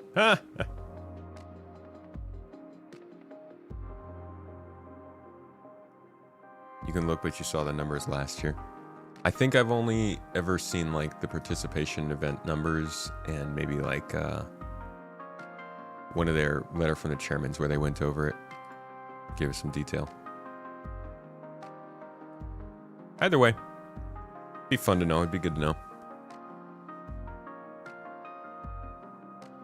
All right, folks. It's been a late and long day. I'm going to go ahead and wrap this up. Thank you, everybody, for joining, being here, showing interest, having a blast, chatting it up, doing the good times, the good things. Thank you to Sakulb for getting on Toes Gang today, supporting the stream, pushing us forward. Thank you. Anybody who wants to continue to help support the garden gathering coming up, if you do want to come and join us, remember, in San Francisco, October 11th, we're having a big old community get-together. It should be a pretty good time. And then we'll go from there to the Bar Citizen. If you want to help to support on that, the announcement's in Discord. Or you can pull up... I think I've got... You can take a quick... Whoops. You can take a quick snapshot of this picture. If you want the information for yourself. A little save... screenshot thingy. Damon, I'm sorry. Thanks for dropping by, but I'm sorry we're heading out now. It's a good replay if you want to rewind and check it out. Type the quote and now it is text. Well, I'm gonna need somebody to pull that actual quote up for me. Goes back to the saying getting in writing. Yeah, for real. Yeah. Thank you all for being here. Profeta. It was good to see you, dude. Everybody, it was good to see you. Have a wonderful day. I will be back with you tomorrow for some org gameplay. We'll be jumping into the game, probably for some more combat. I kind of want to fight with the wolf more. I was having a lot of fun with that ship. So we'll see if we can set something up there or what might be going on in GII over the weekend. But I will definitely be here for some gameplay tomorrow, unless some crazy news pops up that I need to jump in and check on. Either way, hope you had a wonderful day. Hope you enjoyed yourselves. Go off and spend some time doing something you love. Eat something that you enjoy. Spend some time with somebody who's great to you. Give a little hug. Get a little hug. Get some love. Y'all are great people. You deserve good things. And I hope the rest of your day is a phenomenal one. Where the heck is my... Ah, there we go. With that, I am away. Thank you, Maverick, for the bits. Thank you all for being here. Enjoy your Saturdays, folks. Bye-bye. Bye.